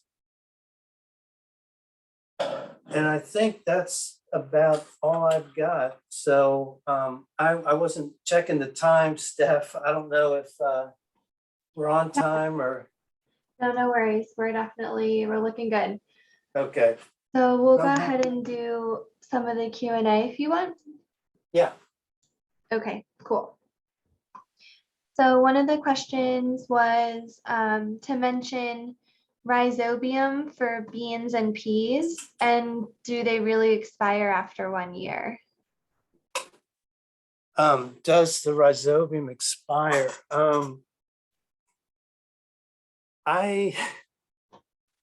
So if it wasn't used, I'm not sure. I think I would check the package, maybe contact the seller. It probably, I'm guessing it should be refrigerated, but I don't know if it'll really last more than a growing season. I'm just not sure. Yeah, it makes sense. What do you think about cow pots that are made from manure? That's a new one. I haven't heard of that. Yeah, I don't know. I'm sure somebody has tried them. So whoever's tried them, put something in the chat. I mean, it's a fine idea. I have seen them advertised, but I haven't really heard much about them. Okay. Are the plants grown with more compost healthier in the long run? And do the fruits and vegetables have more nutrients? Yeah, that's a great question. I don't know. Presumably the plants would be healthier if they're grown in some compost. But I don't know. In terms of the nutritional quality, I don't think the small amount of compost in the transplant mix is going to make a big difference in the long run. But in terms of the plant growth and yield, that's going to be an interesting question to look at. Okay. Can you use rooting hormone powder on edible slips, and does it help them to grow better? On edible slips, so on sweet potato slips, Yeah. I don't know. It's a great question. I would say for some master gardeners out there, go to Google Scholar and put that in as a search term, rooting hormone for sweet potato slips. I bet somebody has looked into that, but I don't know the answer to that. I'll tell you, it's not necessary. You can grow great sweet potatoes without doing that, but I don't know if that would be a reasonable aid to use. All right, the next one is, will the seedlings that were grown in 50-50 grow mix in compost catch up to those that are grown in 100% grow mix? I think they will, especially for the longer season crops. For something like lettuce, I'm less sure of because it has a shorter, maturity period. So it's already been somewhat negatively affected. I'm not sure, but for the cucumbers, tomato, pepper, anything like that, I don't think it would matter. And again, at home, maybe try, if you're making your own compost, remember you can leach salts out with water and just let it age for as long as possible and just test it at different concentrations. I think up to 50% is what makes sense to me. Okay. In the outside, okay, for outside sowing, I think probably winter sowing. Now that they are at your size, do you transplant to a different container? I think for the ones you winter sowed. Right. So the ones I just showed, I would actually just let them go a little longer and put them directly into the garden, because it's a leafy green essentially. If those were pepper plants, I would, pot them up, or separate them and put them in their own separate winter sow containers. And actually, I was going to mention that'll be an interesting thing for all of us vegetable gardeners to try is, can we grow transplants through the growing season using these types of containers outdoors? I think there's some real possibilities there. Okay. Do you put, this is from the chat, do you put seed starts in bigger pots after the first true leaves form? Yeah, I should have shown you some smaller plants. I forgot to do that. I had some starts that had just developed their true leaves. So that's the point at which you can begin to pot up into the next size container. And this is especially true, for pepper, eggplant, tomato. That you would wait until the true leaves form, maybe even a few extra leaves. But even when they first emerge, it's safe to do it then. With cucumber and melon, squash, you're just going to start them in the container that you're going to transplant from. You don't want to take them out as a little baby plant with true leaves and put them into a larger container.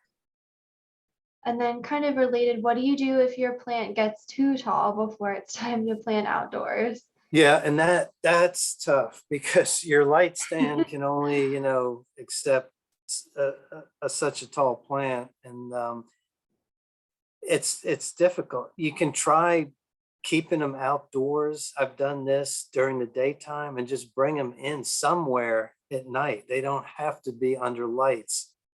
If you just need a few extra days or a week. I wouldn't cut, onions, we know we can snip them back.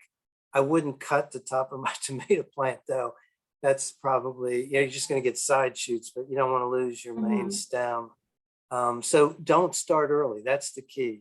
Your tomato plants really absolutely do not need more than 5 to 6 weeks indoors. Okay. Kind of related to the different heights. If you only have one grow light, but you want to grow a few different varieties of plants, how do you manage the height above seedlings that grow at different rates and different heights? Yeah, I meant to show that. That's a great question, because you could see in the trays I was moving around, there were plants of all different heights. That can be a big problem. I meant to show on my light stand, I actually have the lights are supported by pulleys, so I can actually raise and lower them side to side.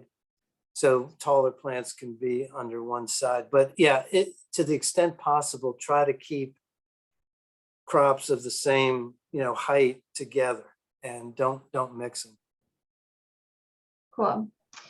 And then we got one that just came in the chat that I saw. Can you speak to the best time to start squash to avoid problems with vine borers? I heard it's best to start squash later in the season, maybe in May. Yeah, so two possibilities. One is just having a transplant to put out after danger of frost. So you're at least 3 weeks ahead.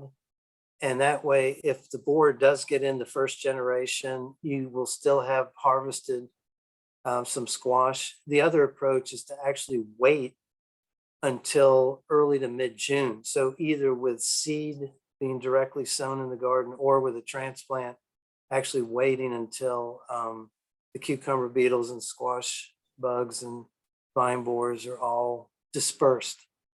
So that would be close to mid-June for Central Maryland. Okay, and then when you're starting seedlings, do you need the heat mat after they germinate?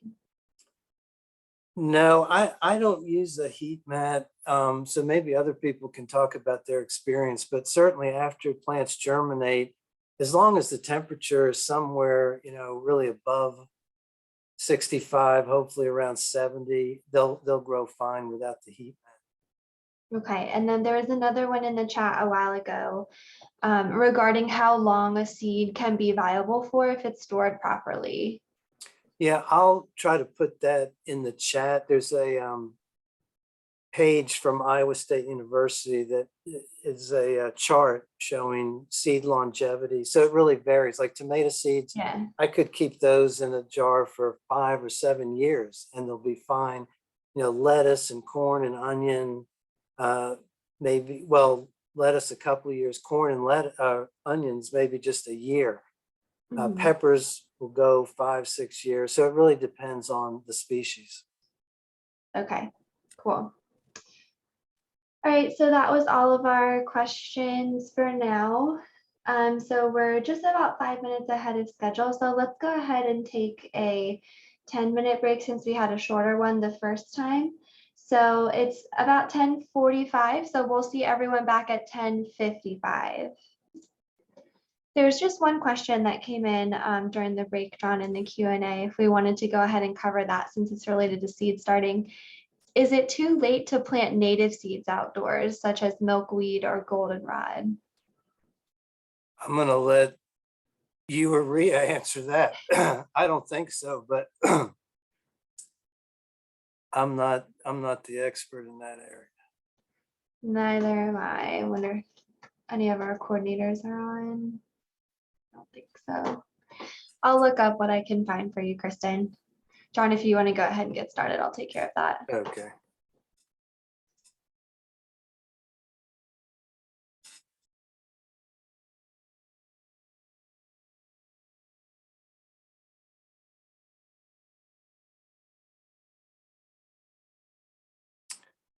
All right. So we're going to move into the climate resilient vegetable garden part of the program. Really happy to be talking about the subject.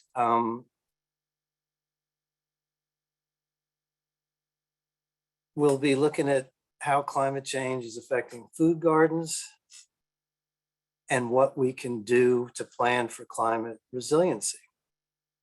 This is really important, obviously, and we need to be training our young gardeners in techniques that will help us feed ourselves and the rest of the world. I wanted to make people aware, if they weren't already, that we do have a relatively new climate resilient gardening section of our website. And we're building on it continuously. Sarah Vi has updated some of her pages that we have been posting on the HGIC website. And our staff and faculty have been adding other pages, and just expect this to keep growing. More blog articles are also dedicated to this topic.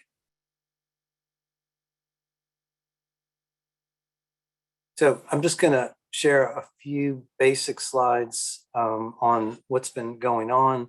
We know that weather in the mid-Atlantic is getting warmer, wetter, and more extreme. Precipitation is going up. It had been increasing more in the fall, but that's expected to shift to winter and spring in terms of the increase. And we're seeing more extreme rain events with +2 inches of water falling within a 24-hour period. Temperatures are increasing, so we're having record numbers of we're having a record number of hot days, and importantly, the night temperatures are increasing more rapidly than day temperatures, and this is exacerbated by the heat island effect, which is affecting many people in Maryland because we're quite a developed state in terms of hard surfaces and buildings. And the frequency and intensity of heat waves is actually also increasing. We are having milder winters and earlier springs, and the growing season is lengthening, which is one upside to this calamity. So how is all this affecting farms and gardens in Maryland in particular? So those higher day and evening temperatures, and especially the evening temperatures, are interfering in some cases with flowering and fruit set. And this has been noticed most in pepper, tomato, bean, and squash and pumpkin. We know that in general, more extreme weather, whether it's wind or heat or excessive rain, is going to be more stressful to plants.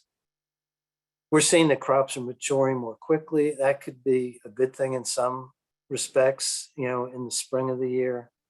But we're also seeing more issues like sunburning and softening of fruits on the plants. And we know that we can expect, again, in certain situations, increases with certain species of insects, with weeds, and with disease pressure.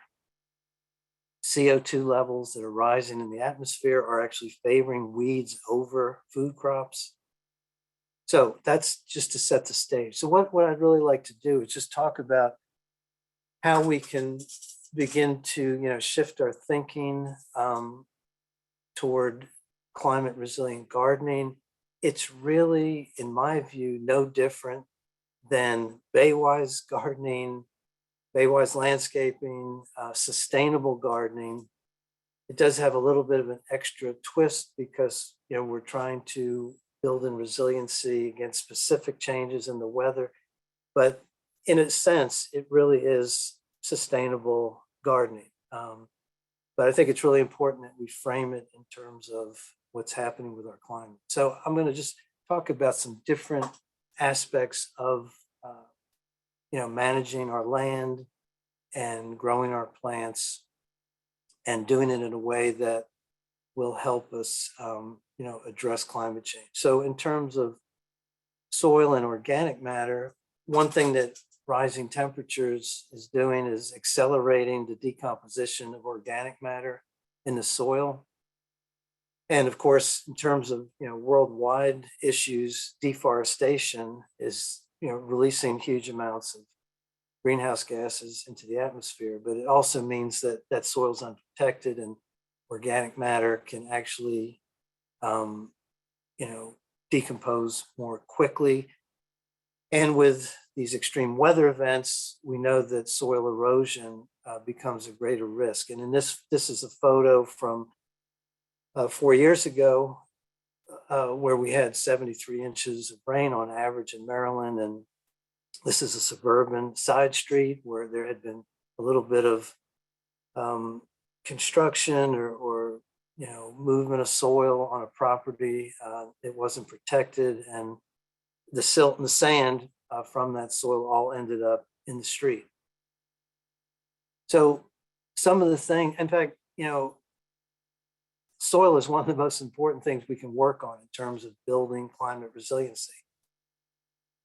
We know that obviously if we feed the soil is going to feed our plants. Protecting and taking care of the soil is really foundational. So keeping soils covered at all times is really important to both prevent erosion and reduce the loss of organic matter. Minimal disturbance of soils, we also know is so important, preventing weed seeds from germinating and keeping that carbon in the soil.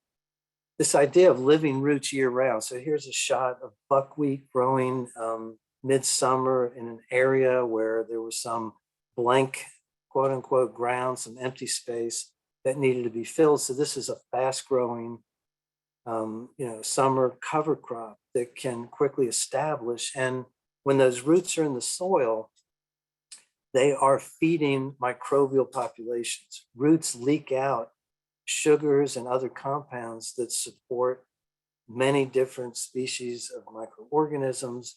And those microorganisms, through their growth and their reproduction and their death, they are helping actually build soil organic matter in place in the soil, which is then helping us store carbon in the soil. So this is kind of actually a newer idea that USDA is really pushing with farmers nationwide, living roots, for as long as possible through the growing season.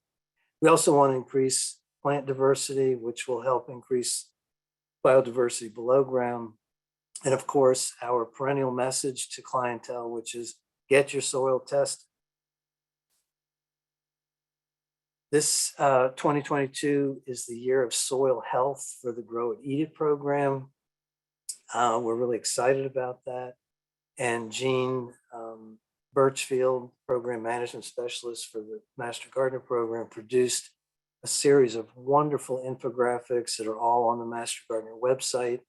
On the left, that's one of them that sort of captures the overall theme. We're trying to help people think about their soils, protect their soils. And of course, we've got Crimson Clover seed that's been distributed to the county and city offices. So a lot of folks are pretty familiar with this idea of being able to avoid using a rototiller to start a garden, or avoid getting a shovel out and actually turning the soil over by hand. We can very simply protect the soil and get a great bed started by covering it, either with landscape fabric, cardboard, newspaper. We're going to then add compost or a soil, compost mix, and we're ready to plant. So this is, really fits right into the soil health, climate resilient theme, no disturbance of the soil. And as we then, move beyond establishing the garden and we want to start planting into the garden, we can also avoid tilling and turning by, using tools in a way that will create minimal disturbance.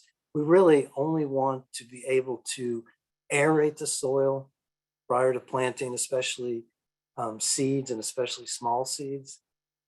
And we just want to disturb the soil enough to get the seed in the ground or the transplant in the ground. So on the left, you see, a garden fork is a great tool for rocking into the soil and aerating the soil, loosening the soil. And then we can come back with a metal rake and smooth it. And here are two examples on the right side. The upper right, this is a sweet potato plant, and a small trowel has made a small slit, in the soil. The trowel went through these residues, which are from previous cover crop, just enough to get the plant in the ground. And then below we see, again, these are cover crop residues. We can take any kind of a tool or a stick and drag it through the residues to create just enough of a furrow to get our seeds in the ground. So minimal disturbance. In planning for how we're going to fertilize our crops, we want to depend as much as possible on organic matter. And looking at I think the fourth bullet there. So for each 1% increase in soil organic matter, we're going to release a half to 1 pound of available nitrogen per 1,000 square feet. And really, so if we got up to 4% soil organic matter, we would actually be supplying probably enough nitrogen for most crops. Now, that nitrogen may not be there exactly when we need it. That's the kicker. So that's why early in the season, when the soil is cool and we're not getting that turnover of soil from the immobilized form locked up in organic matter to the immobilized or to the mineralized nitrate, that's not happening at a rapid pace. We want to make sure that we're fertilizing enough to get our plants well established. But again, relying on organic matter, selecting fertilizers that have a low carbon footprint. So synthetic nitrogen fertilizers depend on natural gas for their production. So trying to move away from those would be another good move. And if we're buying fertilizers, whatever we're adding to provide nutrients, for our plants, we want to source it as close to home as possible. We can get cow manure shipped in from probably half of the states in the country. There are products available, but do we really want to do that? We want to try to reduce the, transportation hit in terms of greenhouse gas emissions and focus on locally available materials. Water. So how do we plan for too much water and too little water? Well, raised beds are a really good start. We're not going to be compacting the soil, walking on the soil. We can build that soil up with organic matter so that it is going to drain well, but also can hold water through droughty periods. And we know that through many years of research, whether it's on the farm scale or a garden scale, organic matter will help hold moisture during dry periods. And so avoiding poorly drained sites is really going to be critical and kind of an obvious thing. You can see the photo here in the top. This, I talked to Alina. I didn't get North Carolina State University in there. She's an extension agent. And she told me this actually was a poorly drained site. And that's why these beds are raised up, mounded up, and covered with a landscape fabric, because this is pretty common for her in this garden. And so we can get, hopefully, our roots up away from that saturated soil. I mean, I don't think this water's sitting there for days, but it's not a well-drained site. And we can also make sure that any storm water is being redirected, away from the garden, so it's not moving across the top of our gardens. We're of course going to try to use mulches to keep soil moisture in the soil. And in terms of watering, hand watering at the base of plants is a great approach. And of course, drip irrigation and soaker hoses. So during droughty periods, and who knows, we may, at some point we're going to have water restrictions depending on where we live during deep droughts. So we want to be able to water as efficiently as possible. Drip irrigation can do that for us. And using heat tolerant and drought tolerant crops is another really great approach in terms of trying to make our gardens more climate resilient. Cowpeas are a great crop. They're great to eat and they fix nitrogen. It's a good crop to throw out there. If you have an empty space in your garden mid-season, I mean, it takes, it could take 85, 90 days to actually get the fruits to form. So, you have to devote quite a bit of time to a period of ground to get them to maturity, but a very good crop. And again, can take high temperatures and drought. And we'll talk about some of these other possibilities. Leafy greens, this is one I'm especially interested in. I visited Dr. Nadine Burton at UMES last summer. She's doing a lot of research on callaloo, which is a very popular crop for folks from the Caribbean and other parts of the world, in Africa, Asia. This is an amaranth. It is a leafy amaranth. And as such, if you let it go to seed, it can become an unwelcome plant in your garden. It can become aggressive. So you got to cut those flower heads off. But it's extremely vigorous, makes a lot of biomass. It's extremely good sauteed. I've had it fixed several different ways. And I think this is one that's really going to eventually catch on. There are other examples, of course, of heat tolerant greens. And, we can add them to our repertoire. And, as master gardeners, trying some of these out in your demo gardens and sharing the information with clientele, I think would be a great idea. And by the way, we're going to have a little field trip to UMES, to their small farms research station, where we'll be looking at callaloo, some other crops, as well as herbs. And that's going to happen in June.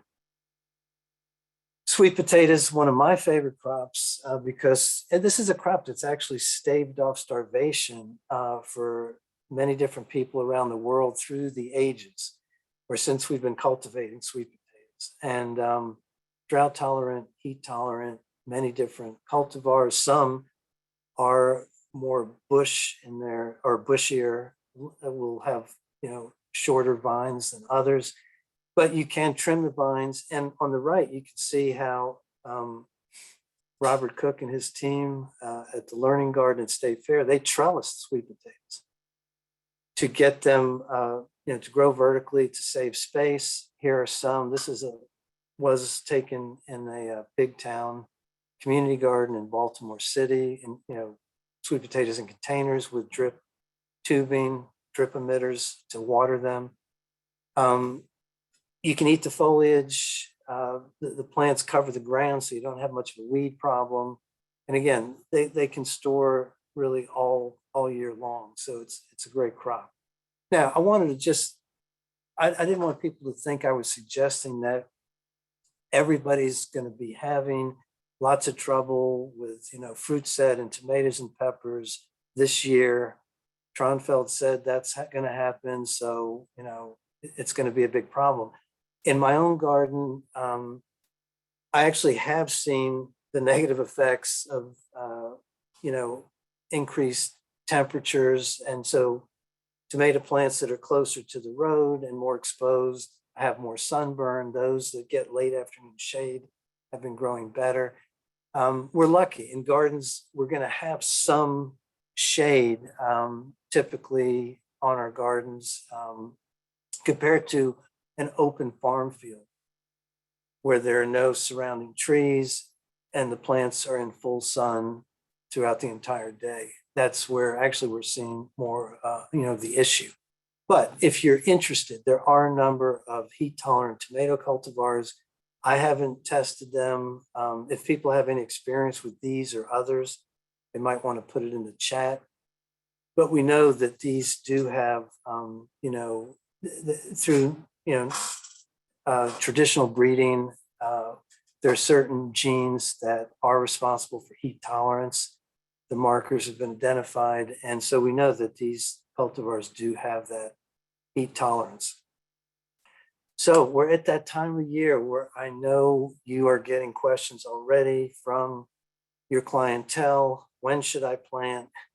And it's just every year, of course, this happens. We're all excited. And I just want folks to know we do have this information on our website. We have a good plant date chart. It's actually in the next slide. But I just wanted to mention that, you know, frost risks do vary across even neighborhoods, depending on microclimates. The key message for the clientele, I think, is to monitor the long-term forecast. I mean, everybody's got the weather on their phone. Just check it out 7 to 10 days. What's it looking like? Of course, it may change, but we can get a sense of what the trend is over a you know, 7 to 10 day period, and just be protected, be prepared to protect your plants, and don't put plants out too early. So I did want to point out that we added something. So this is our page on planting vegetables.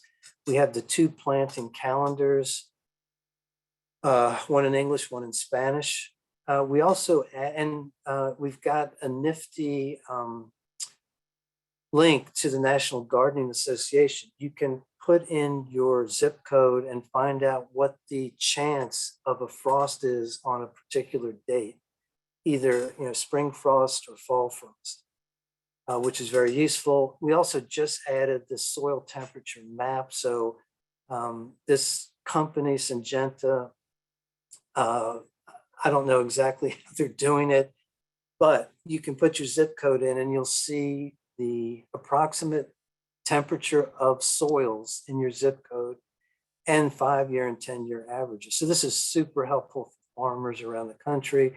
I think it's relatively accurate, and you could compare it to a soil thermometer that you may have, and those aren't always so accurate, but this is another tool. So if we know that beans aren't really going to germinate until we get up close to 60 degrees, we may want to put our zip code into this little app and see what's happening. So I've got this photo of these beautiful tomato plants, at a big box store. I think these, it looks like they're $5 a piece. They're ginormous. And we're gonna have to dig a big old hole to plant them. We're not gonna get into whether it's worth it or not.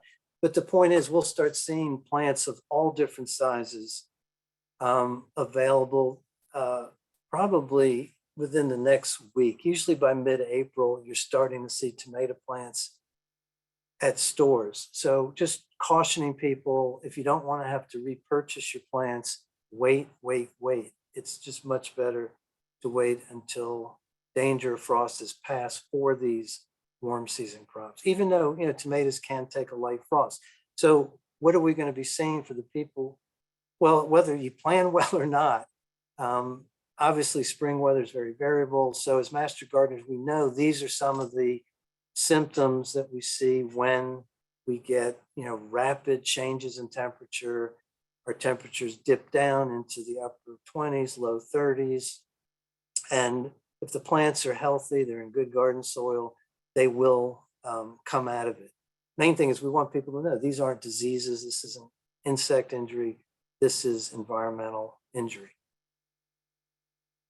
So tomatoes, if they do get too tall, I don't have a photo of this, but I think a lot of people know that tomatoes do produce roots all along their stem. And so if we have a very tall plant, we can actually put the root ball at the bottom of the furrow or the hole, and we can turn the plant, bend the plant so that only the top, few leaf branches are showing, and the rest is going to be buried. We would actually remove these other leaf branches and bend the plant up. So the plant stems can produce roots all along the stem, and we haven't, wasted the plant, and we can practically, get it into the ground. So a few other tips: waiting until after frost danger, making sure that, we've enriched the soil with compost. Fertilizing would be a good idea, either with a liquid soluble fertilizer. You could use a granular fertilizer that's going to be relatively fast acting. And adding a little bit of gypsum can help reduce the risk of blossom end rot. Gypsum is calcium sulfate, and it will not raise or lower the pH of soil, but the calcium is relatively rapidly available, quickly available for plant uptake. And of course, mulching the soil is always a good idea. So I want to share a few other, tips on how we can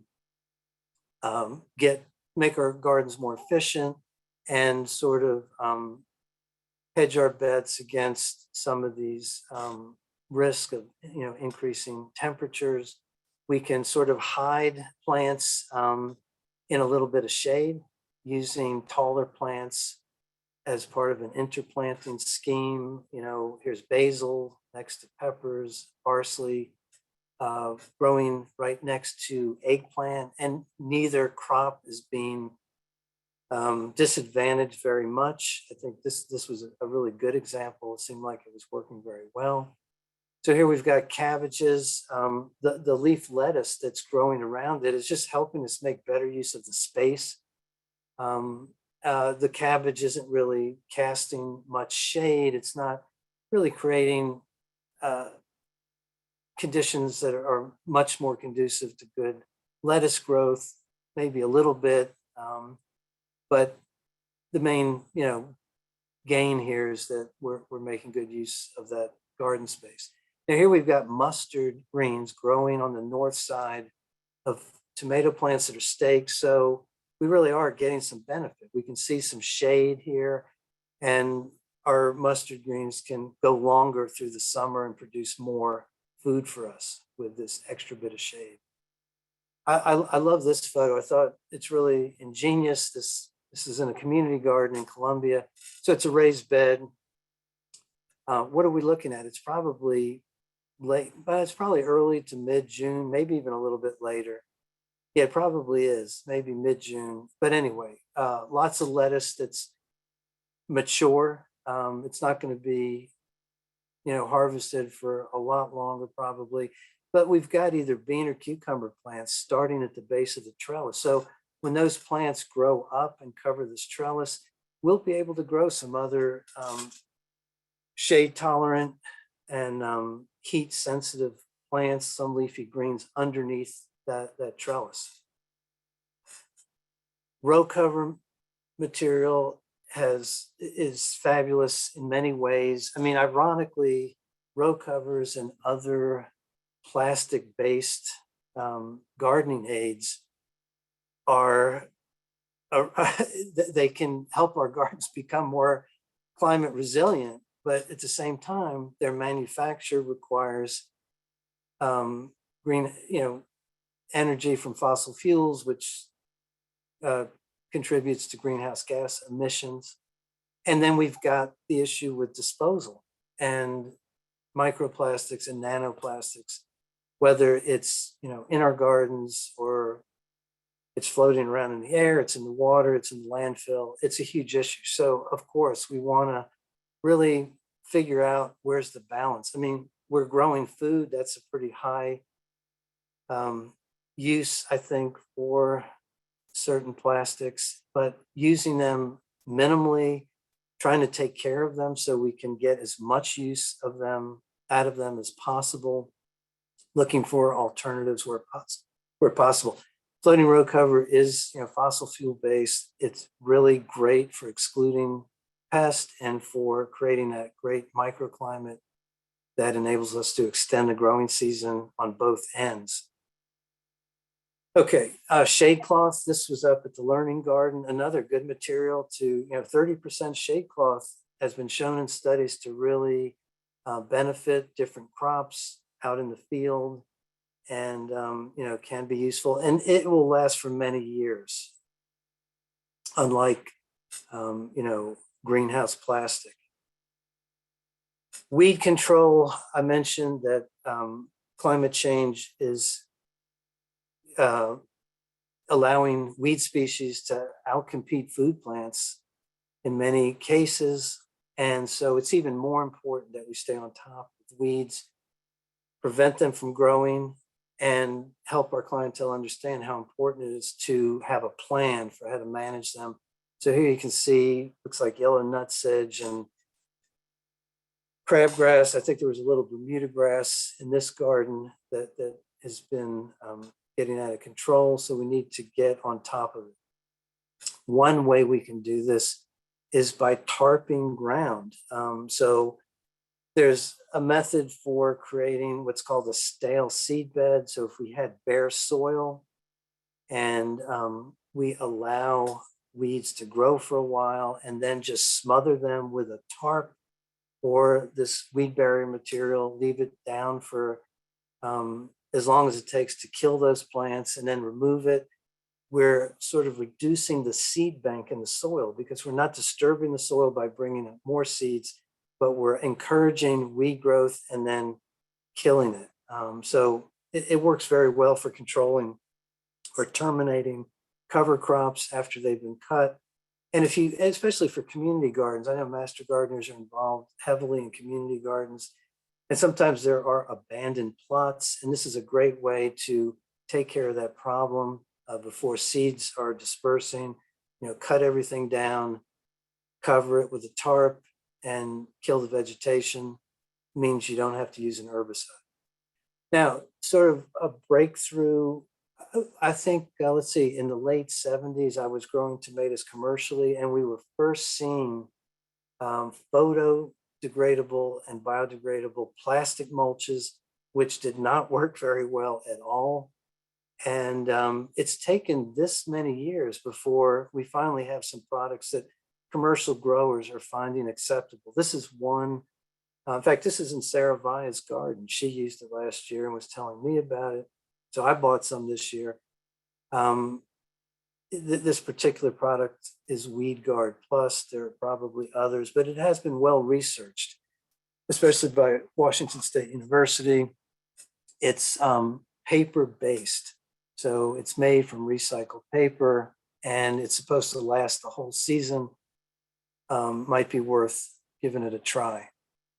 So I want to just throw a few container slides up here because I really think they fit into the whole climate resilient gardening picture, in that they enable us to move our food production to the most hospitable spots around our house or our landscape. They're also going to enable us to grow transplants that we can, use in our gardens through the season. And we know as master gardeners, this continues to be such a hot area, hot topic.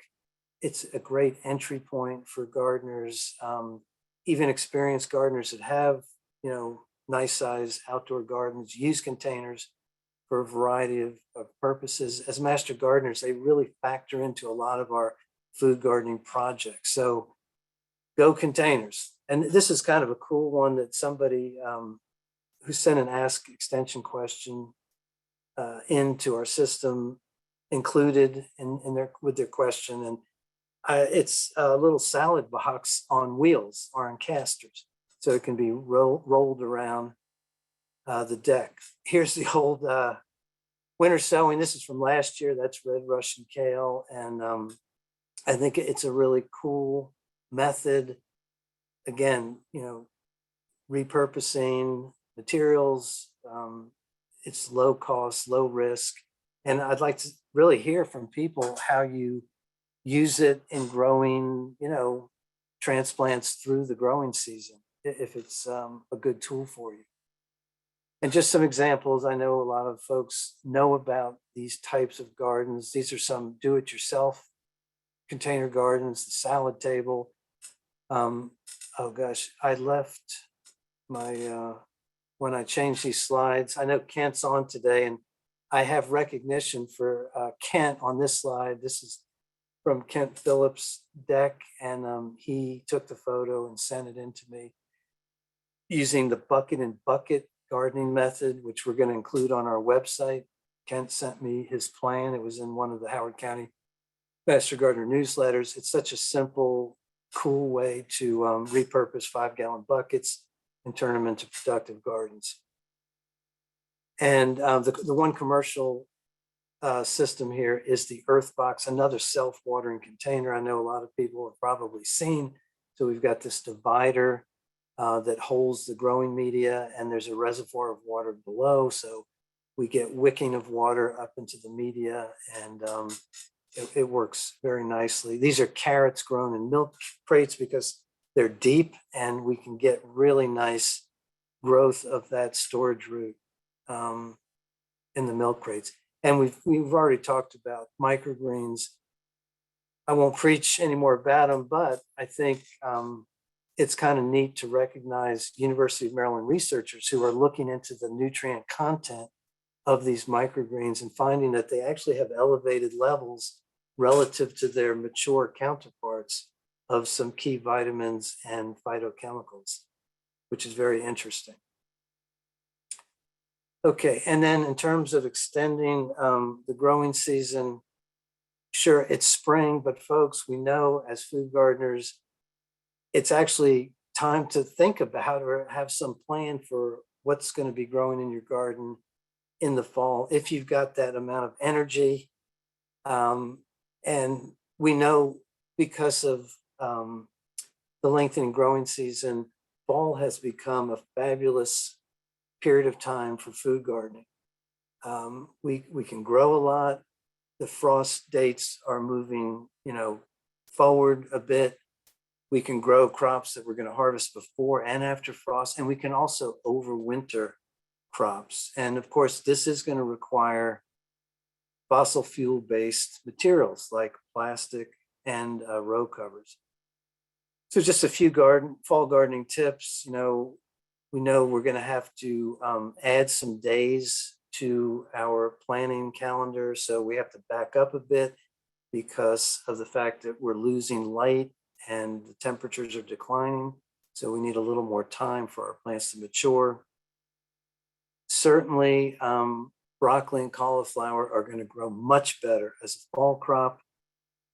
And we also know, for the most part, plant growth stops when we get below 10 hours of daylight, but that really depends on soil temperature, any aids that we're using to cover our plants. We can have some growth even within that period of time.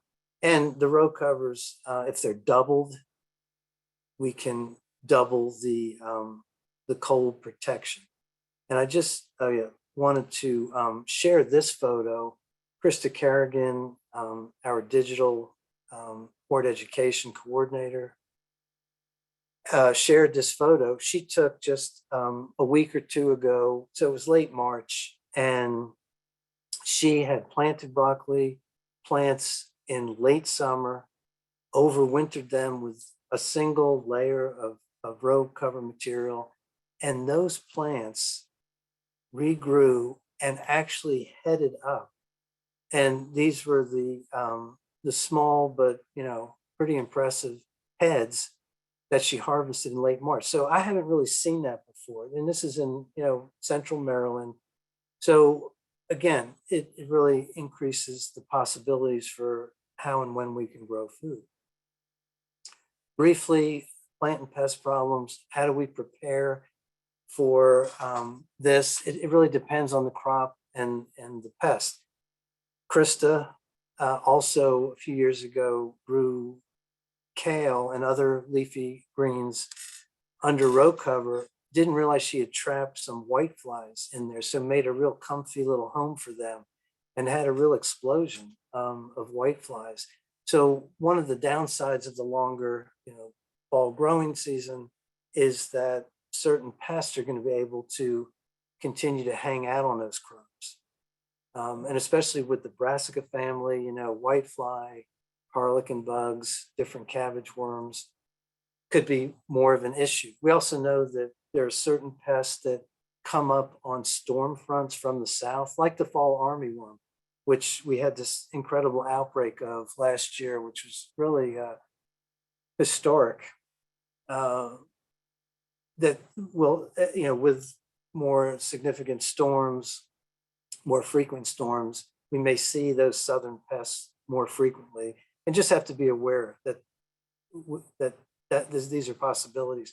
And there are also going to be disruptions in different cases of the plant insect relationships and prey predator relationships. And again, the row cover, is super helpful. I saw in the chat people talked about it in terms of preventing squash vine borer. It's a real champ in the garden. Just a shot of some of the abiotic issues that climate change is actually contributing to: white druplet disorder from high solar incidence and intense sunlight, high heat, especially in red raspberries. We'll see this hardening and drying out, whitening of different individual druplets, and sunburn on a variety of different vegetable crops where the fruits are directly exposed to the sun. And I just wanted to finish with kind of a thought and maybe a little bit of a challenge, and that is, I've seen that these kind of protected garden setups or structures are more popular in Europe. I've seen them on Australian gardening websites, not as much in the States, but we're seeing it mainly to prevent wildlife injury, deer, squirrels, birds. So a structure that we can attach some kind of screening material to exclude wildlife. But I also think, and this one in the lower right is from the Learning Garden at State Fair. It was a tomato cage. I think we can also think about how we can create some climate resilient spaces here by using shade cloth, plastic, row covers, either over the entire structure, part of the structure, but sort of combining different goals here, wildlife exclusion and trying to create the right environment for our plants at any given time. So with that, folks, I will say thank you for being here today. I really enjoyed it, and I'm looking forward to reading the chat and responding to any questions people have now. If we have too many, we'll get back to everybody, of course. I think we're doing well. I did want to go ahead and put up, while we're kind of going through the last Q&A, we do have a poll that we hope for everybody to respond to. So this is just a demographic poll. It's completely anonymous. It's not related to your name or email or anything, but a lot of our funding for our programs comes from US Department of Agriculture, and they just want to ensure that we are giving our programs equally to everybody across the state of Maryland. So if you wouldn't mind just taking honestly a couple seconds to answer our poll, that would be much appreciated.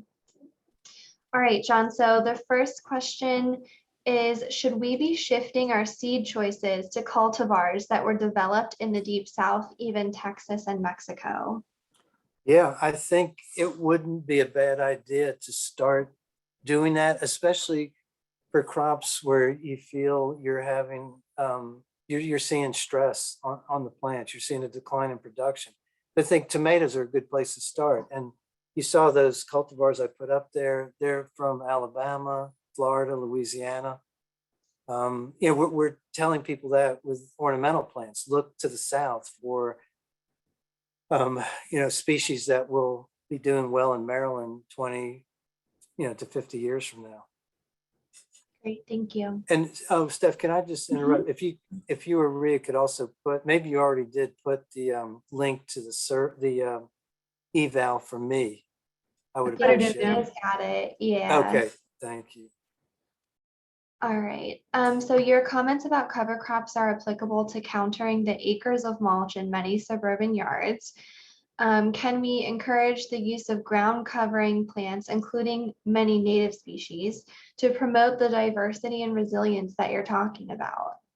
Perfect. Absolutely. We should be doing that. We have a nice native grasses and ground covers webpage that Michaela Boley, or maybe just native grasses, I can't remember, that Michaela Boley, Talbot County hort educator for extension, created that's on the UME website. And we also, I know we have another fact sheet on ground cover. So yes.